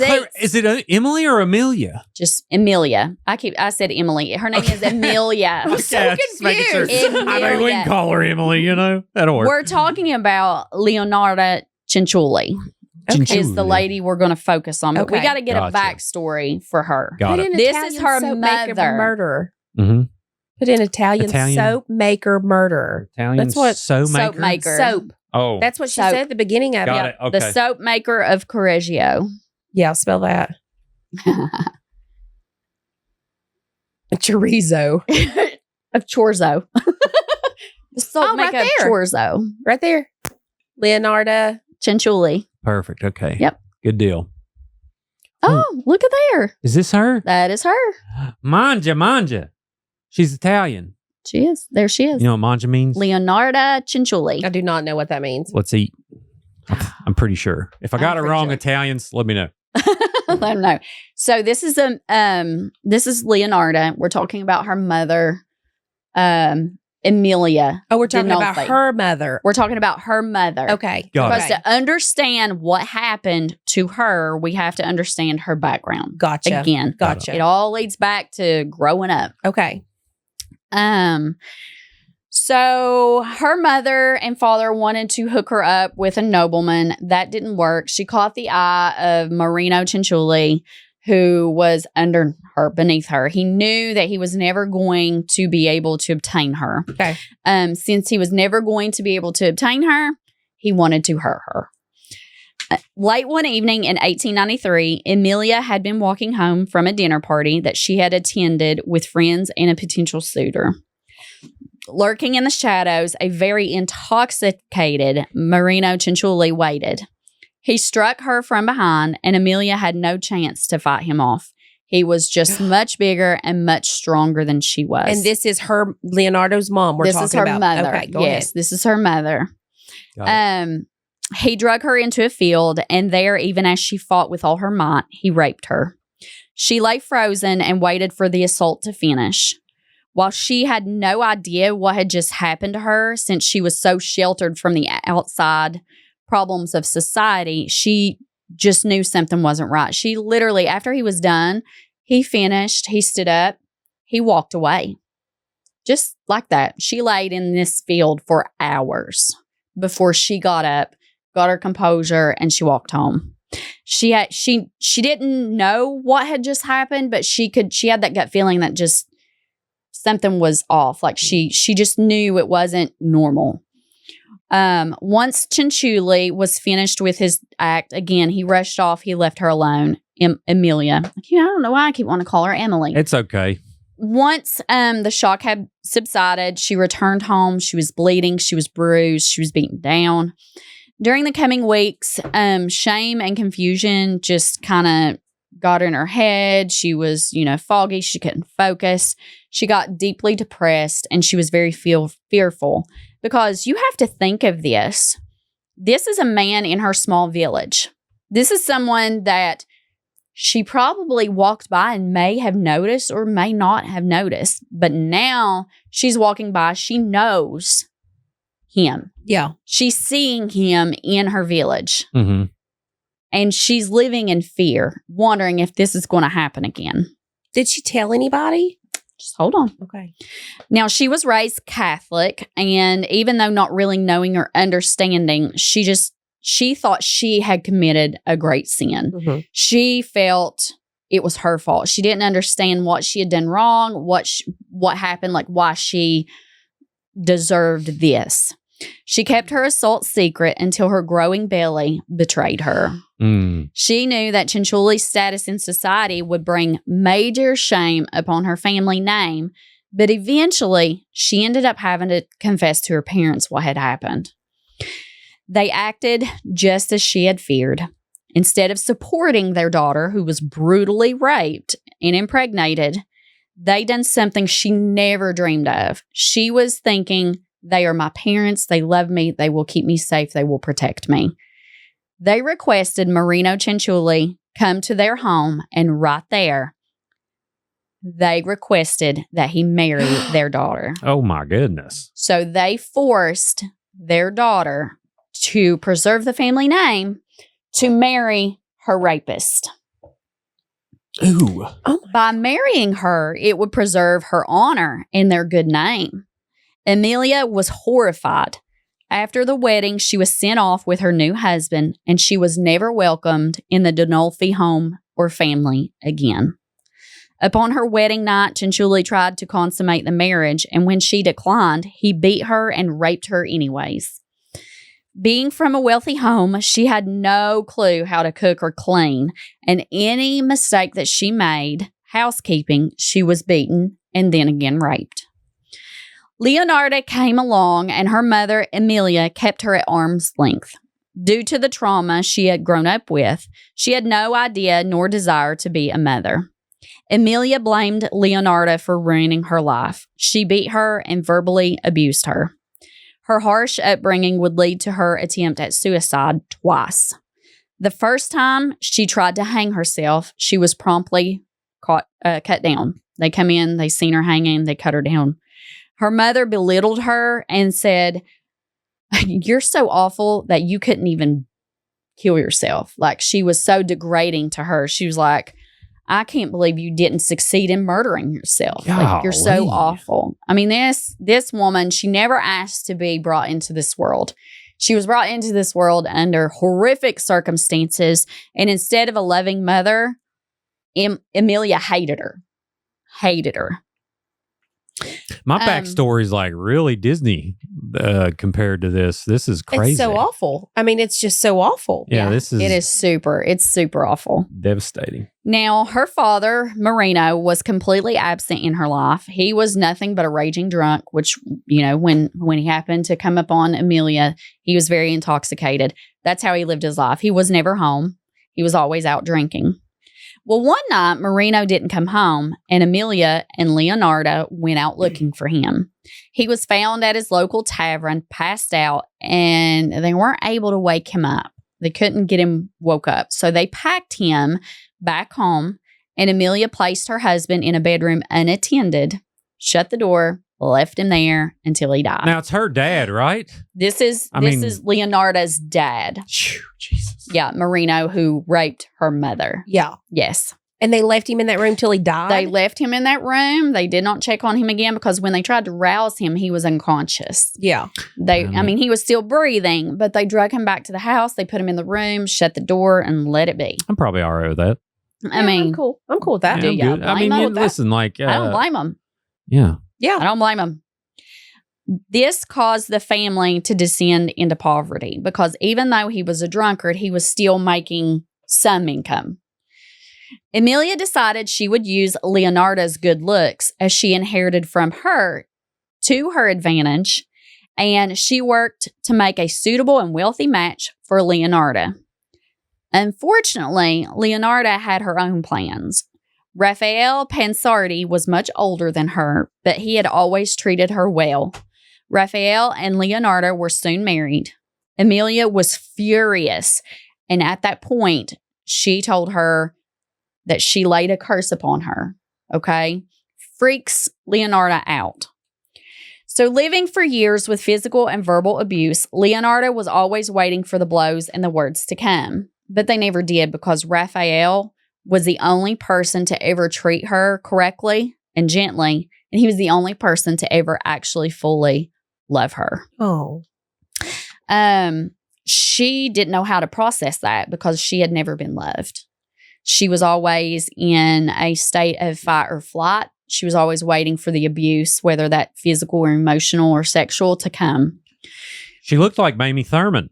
She does. Is that the same woman? I think so. Her as a young lady. The eyes look the same. Yeah. She kind of does look like Mamie, don't she? Mamie Thurman. Yeah, she's the Maybe Italian. she was an ancestor. I mean, wouldn't that be crazy? I mean, if I'm not mistaken, there was some Italian settler. Well, no, that was Fayette. That's Leonardo Thurman. Thurman. Perfect. Her mental health slowly declined, and Raphael stayed by her side, and he kept continually trying to comfort her. She would have seizures, and the depression was absolutely unbearable. 3 years into her marriage, Leonarda became pregnant. One day, she had a seizure, and she fell, and this caused a miscarriage. She began to bleed profusely. Now, I want to state that because of her mental health, and the curse that her mom had put up on her, she had heard of this, I don't want to say cult. I don't really want to say religion either. But there was this group of people that studied like tarot and I guess kind of like gypsies. She consulted them. Yeah, she consulted them for her future. Mm. And as they're pulling her into the room, she instantly looks at them. She was like, oh my God, I'm going to die. Like this was her mental state. Like she was constantly just super depressed, always thinks the worst.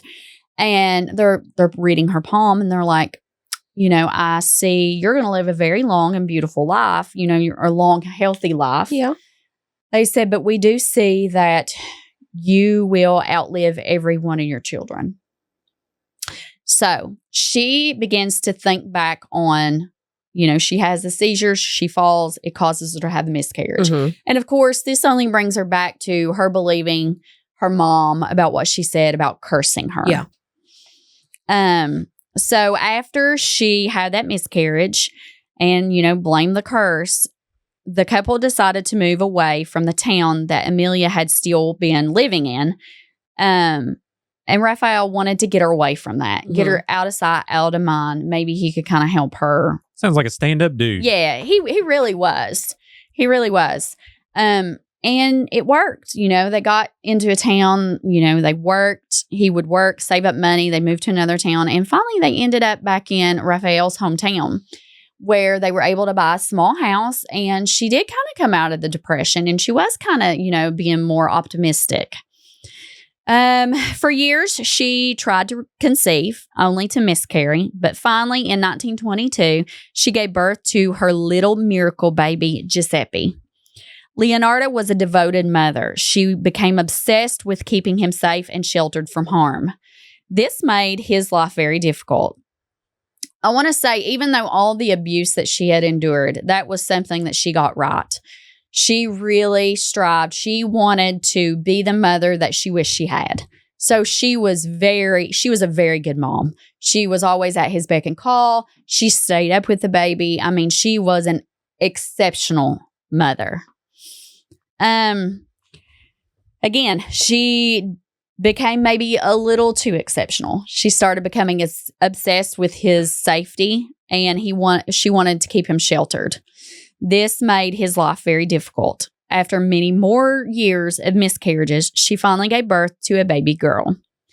Another pregnancy soon followed, and she was blessed with twins, a boy and a girl. However, this happiness was short-lived. The oldest girl became ill, a terrible cough that wouldn't subside. Turned out both of her girls had fluid in their lungs, and they were unable to afford a doctor. All she could do was keep them comfortable as she could. And in the book that I read, it said that she literally would sit upright and hold her children because that was the only way that they weren't coughing and that they could breathe was if they sat upright. Mm-hmm. So this woman literally sat up all night with her kids holding them so they could breathe. Mm. So that only, you know, when you're up, when you're mom and, and you're tired, that only helped contribute to her depression. Eventually, her youngest son would present with a rash that consumed his entire body, and the next day, she found him deceased. Did the two other kids die, the girls? Shortly after, her two beautiful girls also followed their brother to the grave. Good Lord. 3 of her children dead before they could crawl. The curse she believed had never been broken after all. After losing all but one of her beloved children, she became even more protective and obsessed with Giuseppe. If it were up to her, she would never let him leave. With time, Leonarda and her husband would have another 5 children, all bouncing baby boys. 5? Good Lord. 5 baby boys. Not at one time, but I mean, over a short. I mean, not at one she time. Had 5 boys. 5 bouncing baby boys just popping out like left and right. After the first one, he'd be like, pull. Yeah, they're just plopping in the floor at this point. All she got to do is sneeze. That's crazy. But, they were all in quick succession, but they weren't all at one time. Got it. So again, it seemed the curse would strike again when all 5 of these boys would die before they reached toddlerhood. This story ain't true. I don't understand. You're lying. No, I'm not I agree. Look it up. Hold on. Look it up. Google it. Google Let me Google it. the worst life to exist. Well, she All right, was let me see. cursed. She was It's cursed. awful. Yeah.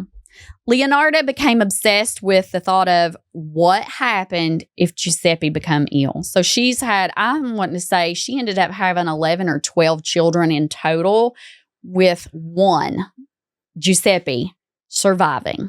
Okay. So I kind of feel like at that point, you probably are going to think you're cursed. I bet you he felt like he had the weight of I bet he was scared to death too. He's like walking around, like looking up, make sure nothing's falling off a ledge or. Yeah.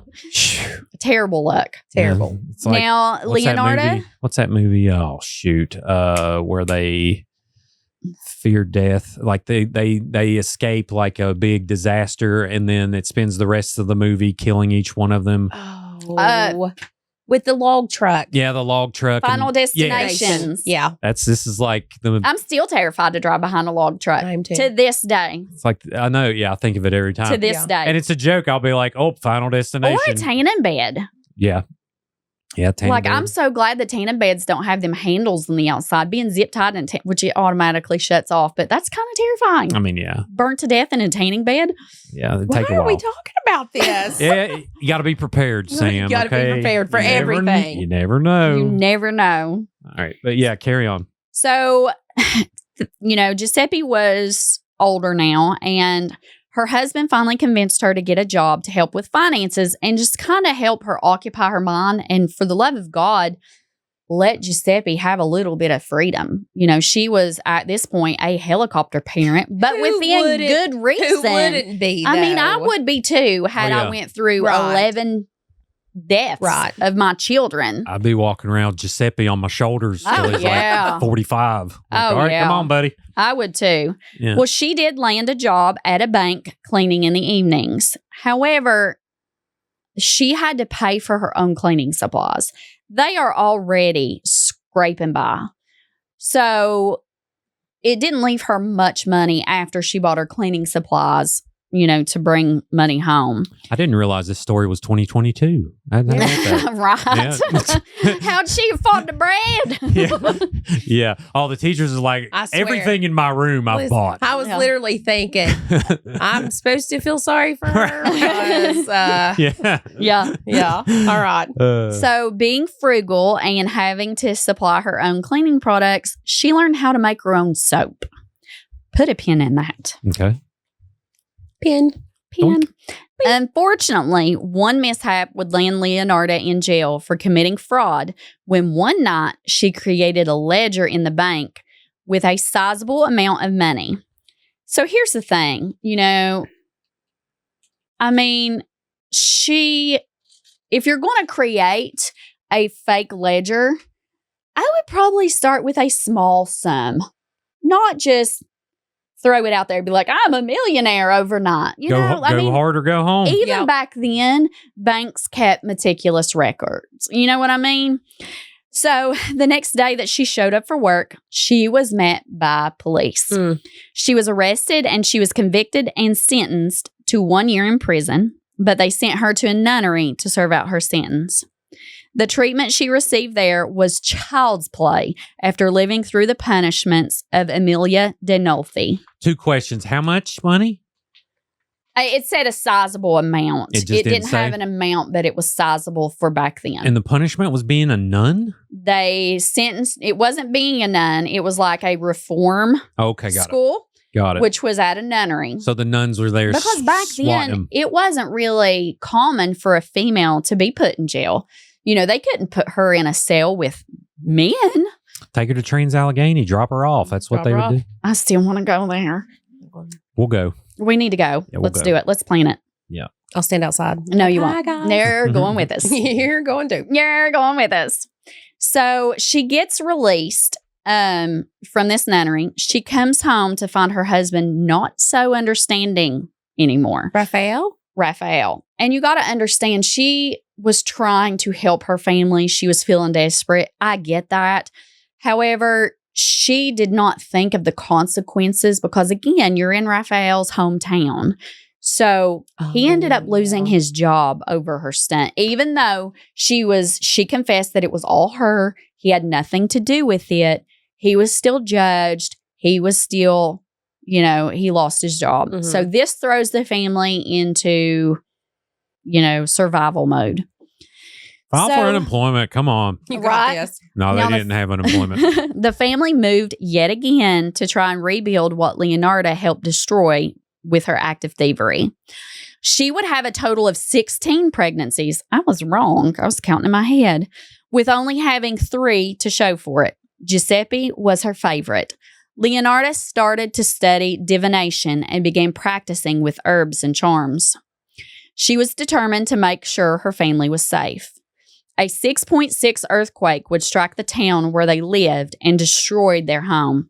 Once again, their family packed up and moved north to Correggio. After practicing the magic, she realized she really couldn't protect her kids and eventually gave them more freedom. She found friends, and it seemed the little family they were finally settling into a routine, and they were, making Correggio their home. Once she settled, she opened a little shop that had been closed next to their home, and she fell back on her interest in soap making. So this time she's going to use her skills to make soap and try to make a little business out of it. Genius. Nice. Genius. Hashtag mom boss. The business, she started up TikTok and all this. Oh, yeah. That's exactly what she did. She's like the Duggars. Have you been following them lately? Listen to me, my I'm God. disgusted by it. Ridiculous. And I will crazy. not to interrupt you. I never did like them. Right. I always thought something was wrong. And I couldn't even watch it on TV. I was like, this is so cringy to me. And I'm almost, duh. Here's the thing. You have 20 duh. kids. Exactly. Percentage chance says that you're one of them's going to get arrested. But now up. 2 of them got arrested. Yeah. But I think didn't the older ones fall out too? Wasn't there an older girl? The oldest, I think, females separated themselves, I think, from the family. Was it the them, mom was or was having it- all these babies and literally making the older girls raise them. Yeah. It wasn't a fair. It was disgusting. They lived in a compound. It looked like a And compound. she was the nicest lady, but I'm like, lady, Was she? I don't know. She seemed like she's like, I'm just so happy. Yeah, Praise the Lord. nobody's that happy. God, I've got another baby on the way. No. Baby, yeah. Nobody's that happy. Ugh. She's so fake. We're just going to keep I going. swear I almost feel as she was plopping one out. He was plopping one in. Oh, That's it's exactly what it's happened. Immediately. Yeah, it's like they were sli- bypassed. Little brother was like, hey, Cece, I'll see you in a month. Yeah, they were. Ugh. I got so many offensive jokes that these ain't offensive, but they're on the line. I was going to say she's like a slip and slide, just bing, Sorry. She really was. Just pop She out. was, yeah. Yeah, they the you know what they bring out? They bring out that thing that they have in bowling alleys that helps the kid bowl, and then The they bumpers. just put it and right in just front, bump- and then just shoot it on out. It's like, Shoot it out. Woo! A bumper. okay, A bumper, But- yeah. Have you watched Shiny Happy People? yes, that's about. I have no That's about them. Is that about the Duggars? It is, ain't it? Yes. Yeah, we did watch that. Yeah, Yes. Is that a movie or? No, it's a It's a doc- documentary. yeah. Oh, I've Because not seen it. the girl wrote a book. Okay, yeah. Now I'm with you. Yeah, and because you get them all mixed up because there was her, and then there was the lady in, was it Utah that? You're talking about Ruby Frank. Yeah, Ruby Frankie. So you're talking about Ruby Frankie. Yeah, you're getting them confused. Yeah, okay. Right. Yeah. Yeah. No, Ruby Frankie is a whole other level. Yeah, A whole other level of, if that's a Next sad show. story. we got Next our show. yeah, we got our two topics. Yeah. We're going to cover the Duggars. Oh, Yeah. I'm not covering them. They're disgusting. Okay. Okay, so she opened up this little soap shop. Big success. Learning she'd studied magic and divination, some of the townsfolk would come in to see her for readings. They were very accepted of, her, I don't want to say religion, but hobby, whatever. It was tarot card. Whatever. So. She's, whatever. This witchery. Put a pin in tarot. I want to talk about that later. Okay. I got to ask y'all. She had become so good at mixing herbs and making spells, she was widely known for it. 1940 came around and Italy was fighting against the hands of Benito Mussolini. Giuseppe became intrigued. He decided to join the army, but didn't tell his mother. You know what? I just realized, I think I said 18-something in this. It was 19-something. Well, I think that was a typo. So Amelia was born in 1894. 1894. Okay, yeah, that you makes said 1920 something earlier. Okay, yeah, we're good. We're good. Yeah. I was like, the way you 1800s? first was talking, I'm like, this was wrote on hieroglyphics or something. I was like, wait a minute, but no, it was okay. Yeah. I was like, did I write that wrong? So Giuseppe became intrigued. He thought, okay, this is a way to show my patriotism. This is a way for me to get away from my mother. He decided to join the army, but he did not tell his mother. She found out from the townsfolk. So you can only imagine how that made her feel. Oh, yeah. She was distraught. She then turned back to her occult books. She would do anything to protect Giuseppe from war. Studying her books, she discovered a caveat Caveat. that she had not expected. The law of equivalent exchange, meaning the safety of her beloved son would come at a price. She would need to take a life to save his. So her religion is telling her to red rum. Got it. She began instantly concocting the right herbs and oils to create a strong poison. Now it was just a matter of picking her first sacrifice.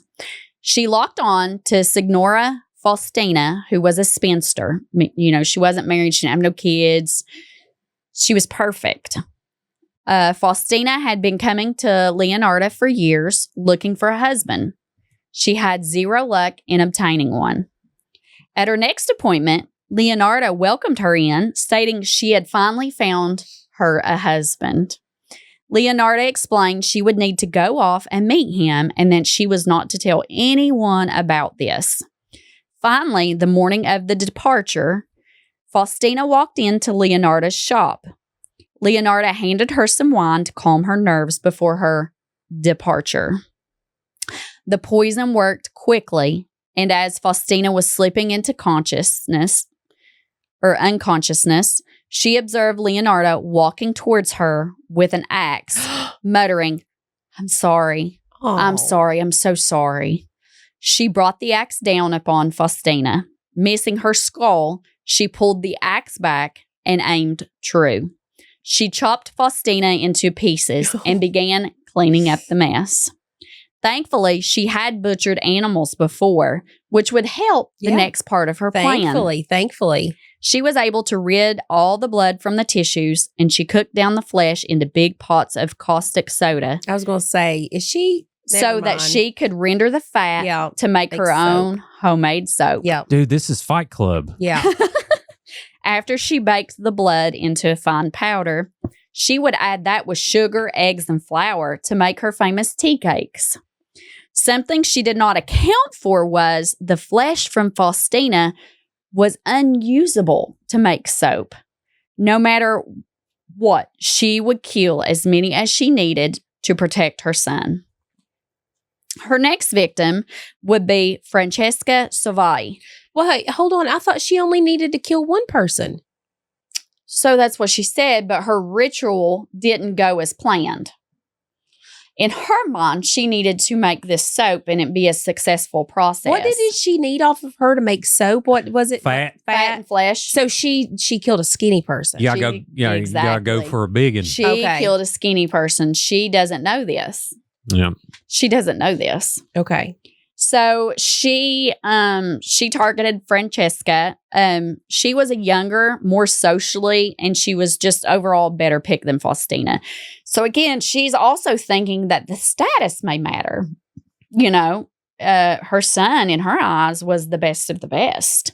Maybe, you know, this lady was a spinster. She didn't have a huge fortune. She was like, okay, maybe, it wasn't comparable. Maybe the status in society has something to do with this not working with her. She needed to kill someone that was equally as to good, Giuseppe. And that would be his equal. Yep.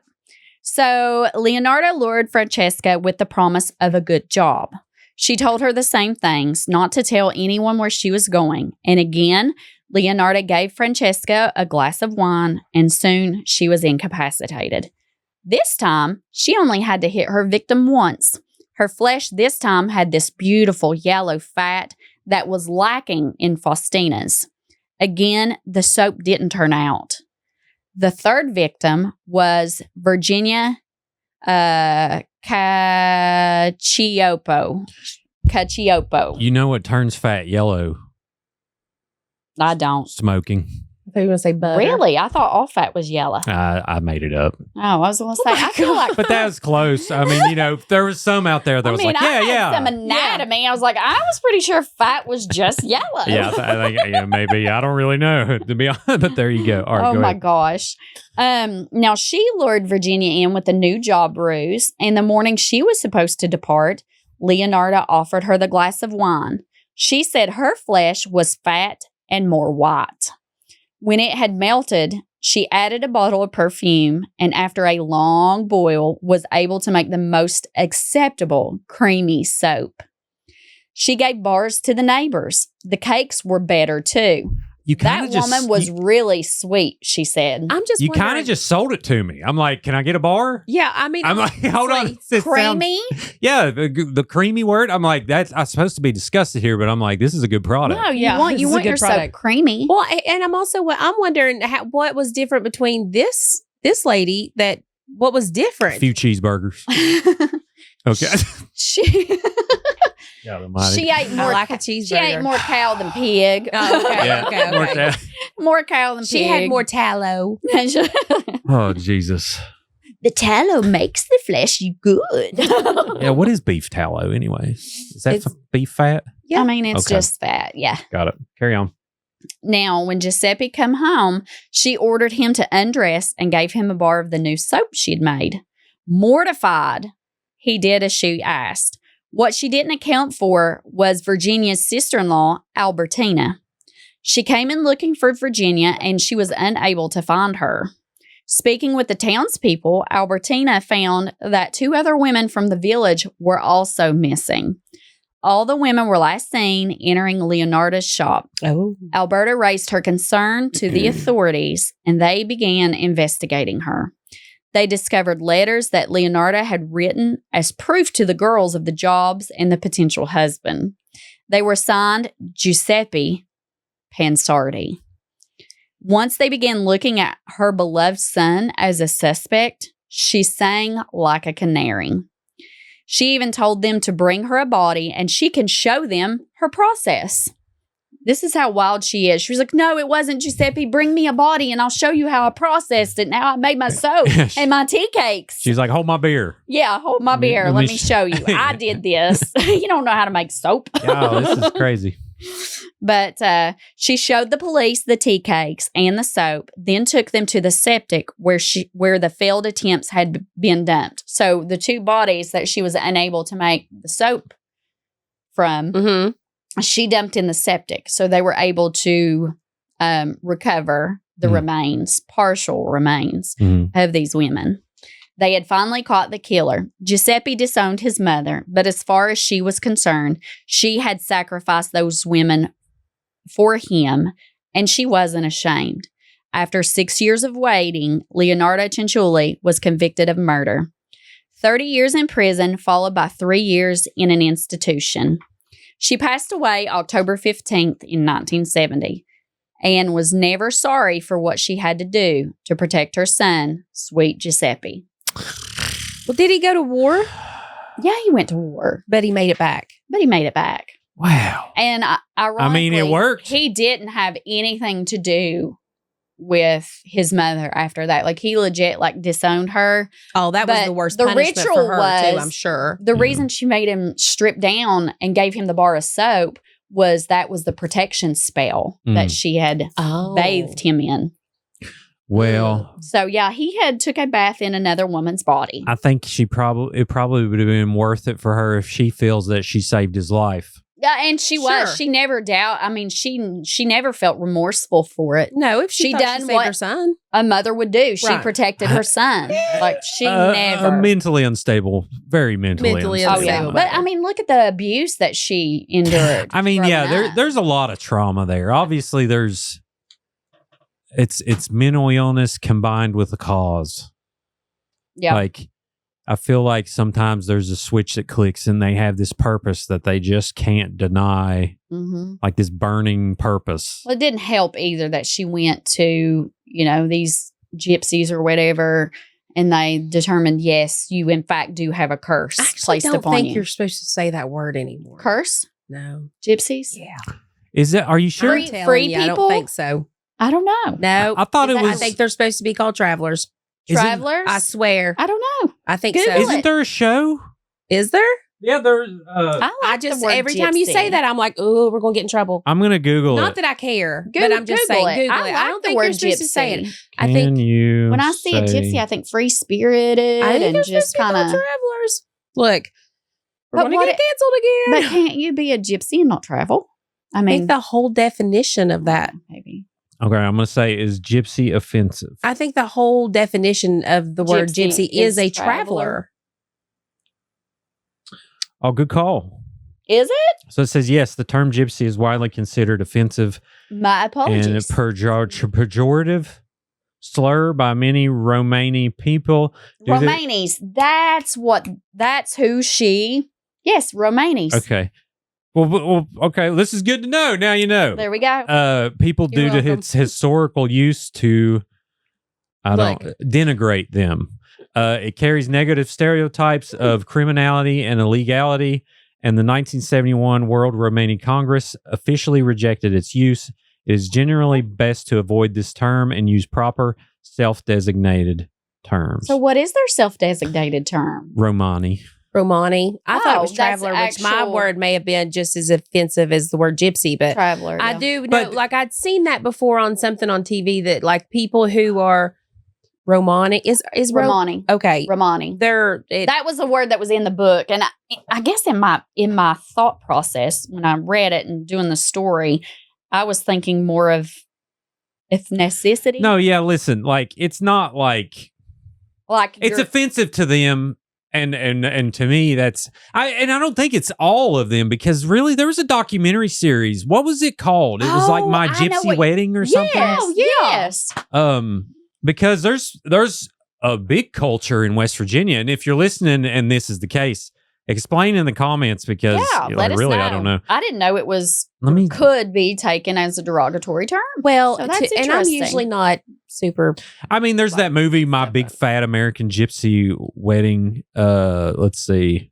Is that the show I'm talking about? Sad. That's the show I'm talking about. My Big Fat American Gypsy Wedding. Okay. Yeah. It's there's a spinoff called Gypsy Sisters. Listen, like, let us know. I mean, it is deemed derogatory by the Romani people, and they had a whole board say, we're not going to use that anymore. When I said Romani, I was thinking more of like you're Italian or you're Romanian, more of that than not really a class, but a group of people. I mean, and I'm positive that traveler's not. That's interesting. Because it is a term for like. I could totally be wrong about the traveler thing. Well, I think you're right, because I don't think traveler's offensive. I mean, it doesn't offend me, but like it's not like, the R word or, anything, crazy out there. Yeah. But I always wanted to be a gypsy. The way I see gypsy is like free-spirited. Free-spirited. That's what she said. Living roamer. With, one with the earth. And that's like, because I would love nothing more than to sell everything I own, buy me an RV, and travel the country and do nothing but just Really? Yes. Like I would be a Romani. Sure, yeah. I like the word gypsy I don't think better. you can just do it. Listen, whimsical to me. yeah, I'm gonna have to. I want to be educated that there. makes me sad. I mean, I didn't mean to start a whole thing, but I was just saying that I think No, maybe that might be offensive. Have I you saw didn't know Snatch? It's the best movie ever. Snatch. Yeah, Is that with Brad Pitt? Yes. Okay, I have, but it's been so long ago, I don't remember any of it. He plays a traveler, and he's Yeah. a boxer, and it's just an awesome movie. And you can't. He has this accent. You can't really understand what he's saying. It's just a good movie. Well, when I say gypsy, I mean it in the most beautiful way. Listen, yeah. I mean, people give us grace here. Yeah. We want to know, but yeah, big culture. I think one of the episodes was in Romani. Princeton. There was a wedding that was on that show from Princeton. I feel like I want to join them. I mean, do it. Hey, listen, Do it. the world is yours. It is my oyster. Yeah, It is. It is. It's yours. It's yours for the taking. it is. So I have a few things. Tarot cards. Yeah. Yes. Well, I mean, I guess we can do general opinions. My general opinion, obviously, she had like some type of mental illness happening, and Yes. that doesn't excuse it, but it obviously fired away, and she had lost what, 13 kids, 16 kids? I don't know. 16, they said. 16. she She had had a total of 16. 3 actually lived. So 13 died. So that's a lot of trauma. But what do y'all feel about tarot cards? I'm intrigued. Not a bit. I'm intrigued. I got a And reading. the reason why No. is I have always been fascinated with astrology and like zodiacs.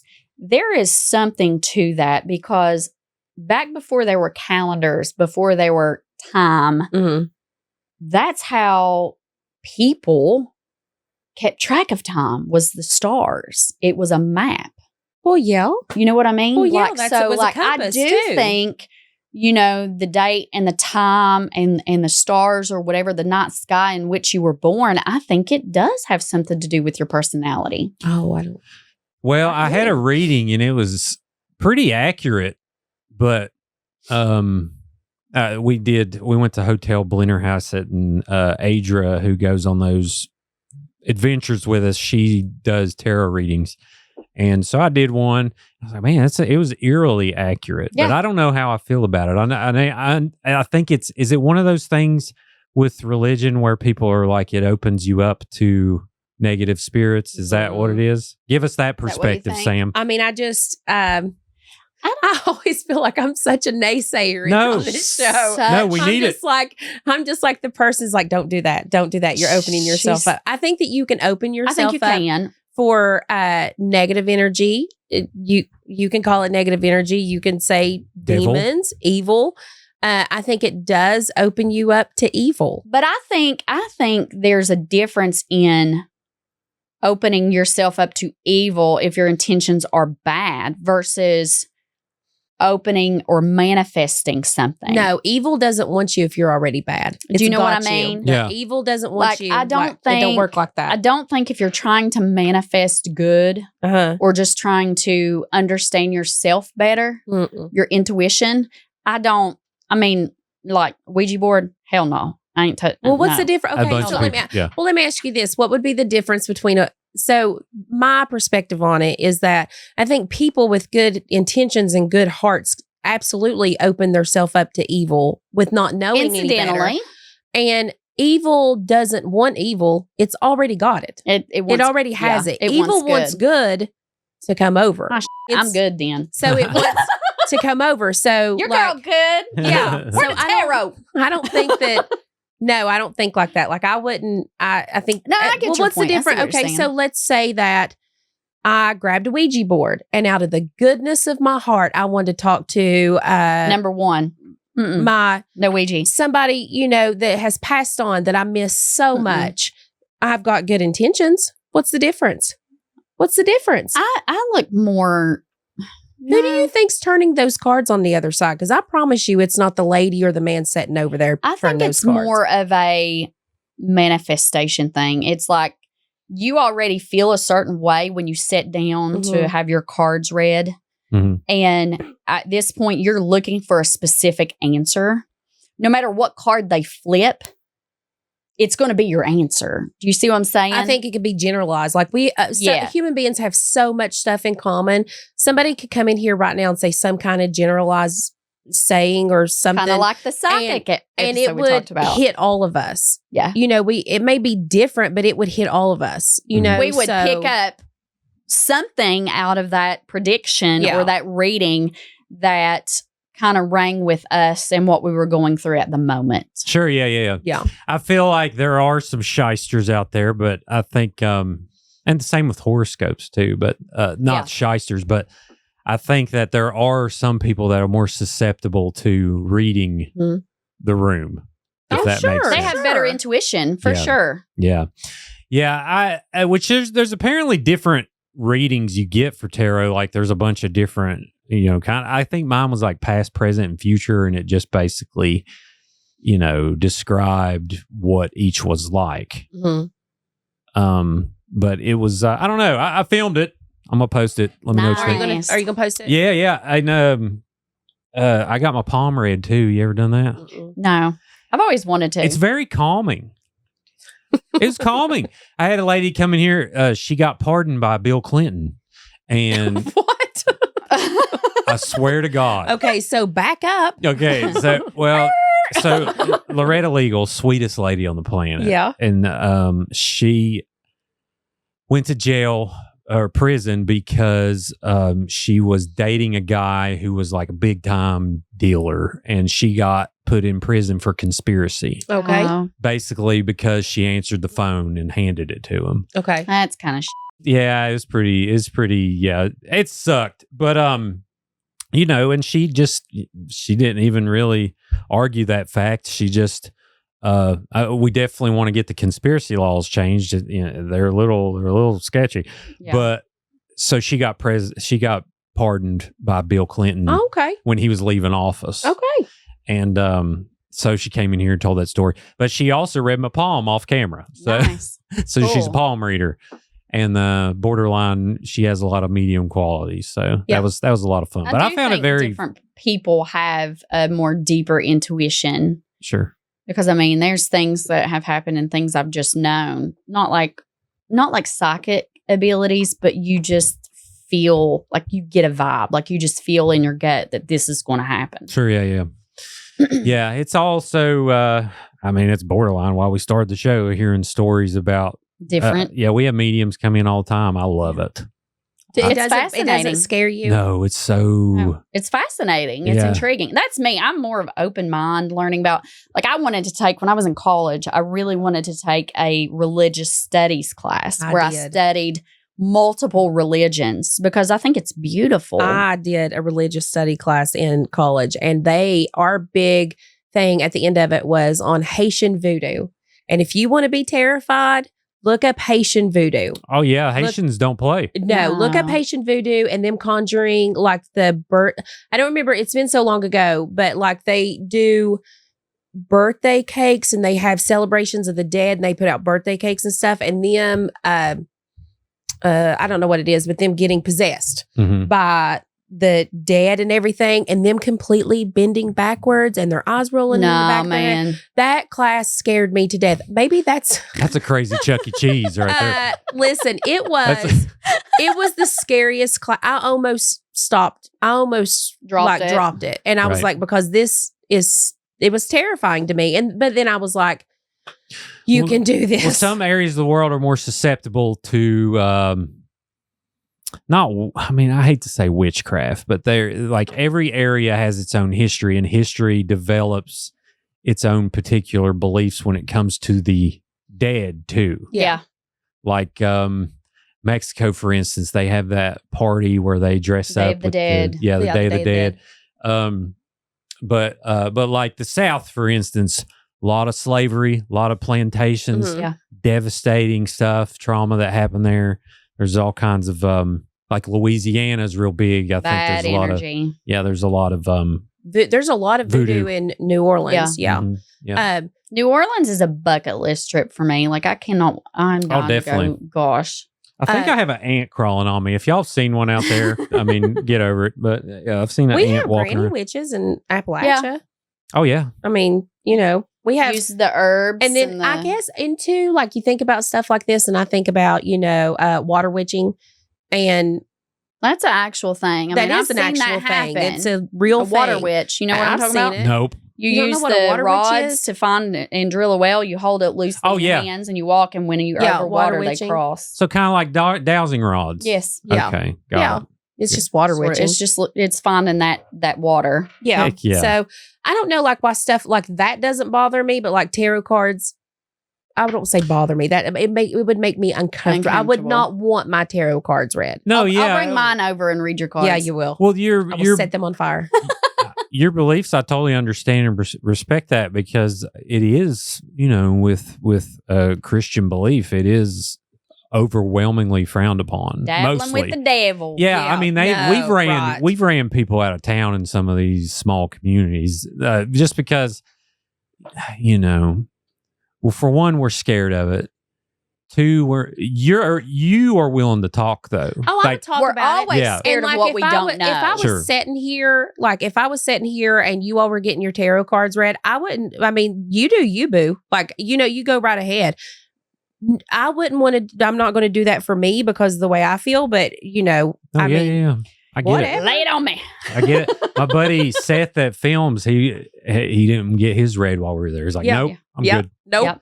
I was like, okay, yeah. I understand. It's intriguing to me. Yeah. Well, we'll have to go. It must be nice to live a life so free and not afraid of everything you turn around. The girl who reads true crime to self-soothe. On the contrary, it must be, it must be nice knowing exactly where you're probably going when you die. I don't. Oh, I definitely know where I'm going. See? Straight to hell! Listen. No, ma'am. No, ma'am. No. Oh, word. Wait, Lucifer. There you go. I don't know how we ended up doing this podcast. No, I don't mean here today. I mean 3 years ago. I straight up bullied her. Oh, it's perfect. Well, y'all got to keep going. Well, I love those stories. We got to have a part 3. I mean, y'all have unlimited ticket to come back. Well, we appreciate it. We enjoy coming up here and just kind of sitting around and talking. And it's always a good time. We look forward to coming. Yeah. Yes, we love coming up and visiting you. You're going to have to come down to good old Wayne and do a show with us. I definitely will figure it out. Once we get everything set up. Yeah, which y'all have. Now, we ain't as fancy as you are. Oh, it don't matter. This is all for show. It's going to be on the front porch and rocking chairs. I can tell you exactly how we're going to do it. That would be, or around a fire. I love that too. Ooh, we could do that. Fireside with Watch for Deer. Yeah, that would be fun. Like that. That does sound really. We'll have to make it happen. Do y'all use StreamYard? No, I use. I actually use to record my audio. Mm-hmm. I use Personas. I use the audio interface. Right. Yeah, and then I now when we do video, I actually send that to a media production company based out of Owensboro, Kentucky. Shout out to Wonder Boy Media. When we do video, I use my cell phone to record. I use my audio. I don't have to edit. It's great. I just send them both files, upload them to Google Drive. They spit it back at me. It's edited. It's got my commercials in it. It's got everything in it. It's just expensive. And so we can't do it all the time. Oh, yeah. Well, that's because I mean, we're awesome, not getting paid to do it. Still, I mean, we do have advertising income, but it still doesn't cover every episode of production. Sure. Yeah. No. So, well, I love it. I know if y'all figure out how to keep it going, it's gonna keep on growing. We'll see. Yeah. Where can people follow you before we leave? Go follow us at Watch for Deer Podcast, where we've got TikTok, which I'm not super really. Facebook is the best place. Facebook, Watch for Deer Podcast, Spotify. We're most active there. Yeah. Our hosting platform is Spotify. You can find us there. We're on Apple Music, I think, Amazon, but we primarily push Spotify out. So. Heck yeah. Well, love it. Thank y'all so much. Thank you. I think y'all are the people I have the most fun with talking the most depressing stuff. So we like that dark humor. yeah, I know. I mean, we have a lot of awesome guests. We meaning me. So next time when we come up, remind me. I'm going to say this so I can remind myself. We're having T-shirts made that's going to say JD's favorite depressing conversation people. Yeah, exactly. A whole big T-shirt on it. Exactly. And I like it because we laugh the whole time. Now, some may see that as disrespectful, but I just, I enjoyed doing that and the dark humor part of it. I don't, obviously, all the events are tragic and sad. And we never mean it as a disrespectful situation. There's been so many times that Alisa has had to actually, and we try to edit stuff out. Edit stuff out because I've laughed for 10 minutes. I'm like unfiltered. Tears rolling down my face. Some of the stuff that she has said that I could not believe she said. And a lot of times I'll say it just to get a reaction for my own personal benefit. Right. Yeah. Sometimes when she says stuff that's off the cuff and I'm just like, that's disgusting. I just like throwing it in there. Just bam. She asked me one time, we cannot go into it, but she asked me one time, I'm going to tell you what we were talking about. If I could smell what she had, what'd you say? Can you smell what I'm sitting on? Or something like that. Okay. It was not appropriate for what we were talking about. I was talking about a silicone-based product that the serial killer used. He glued it to a flare gun. Willie Picton was the second episode. And, I mean, we just crack up. She was trying not to say actually what it was. It was. You know how, like, you can say, are you picking up what I'm putting down? Right. So, I said, are you smelling what I'm sitting on after talking about it? Or can you smell it? Can you smell what I'm sitting on? But she said, can you smell it? She didn't say the end part of it. And she said, can you? She goes, and I'm looking at her, and she's telling me about it was a female pleasure product, and I was on looking at her, and I guess I had this confused look on my face, and I was like looking at her like this, and she goes, "Can you smell it?" And I said, "Can you smell what I'm sitting on?" And she's like, "I'm like, no, can you smell it?" And she was like, "What?" I couldn't understand why she asked me if I could smell it. Like, Lord. She's like, "Never ask me if I can smell that." Well, there you go. Episode 2. I don't know what it was. No, it was Willie Picton part 2. Oh, gotcha. What it was. Part 2. And it was probably, I have 40 episodes back maybe. But it was awful. We laughed for 30 minutes. It was hard. That's great. Well, there you go, y'all. I'm sure a lot of you already follow them, but if you're not, check them out. They have done how many episodes? You've done 86. 86. And we've been doing it for over 2 years. Yeah. So there's plenty of depressing stories with jokes over there. If you want to go listen, I highly suggest. And we love engagement. So comment. Join the Facebook. It's she and I both run it. It's not somebody else. We're on there. Send us a message. We love engagement. Yep. Comment, review, all those things. All the good stuff. And on that, be sure to like this video on YouTube if you haven't, and subscribe to the channel. And if you're listening on Apple or Spotify, take a minute and leave a review. That'll really help the show be found. And we are on Facebook, TikTok, Instagram. We're doing exclusive fictional stories on Patreon now. If you want to get your name in the credits, go on over there. Merch is at creepalachia.shop. And above all else, always remember, Aileen Wuornos. And long live Appalachia.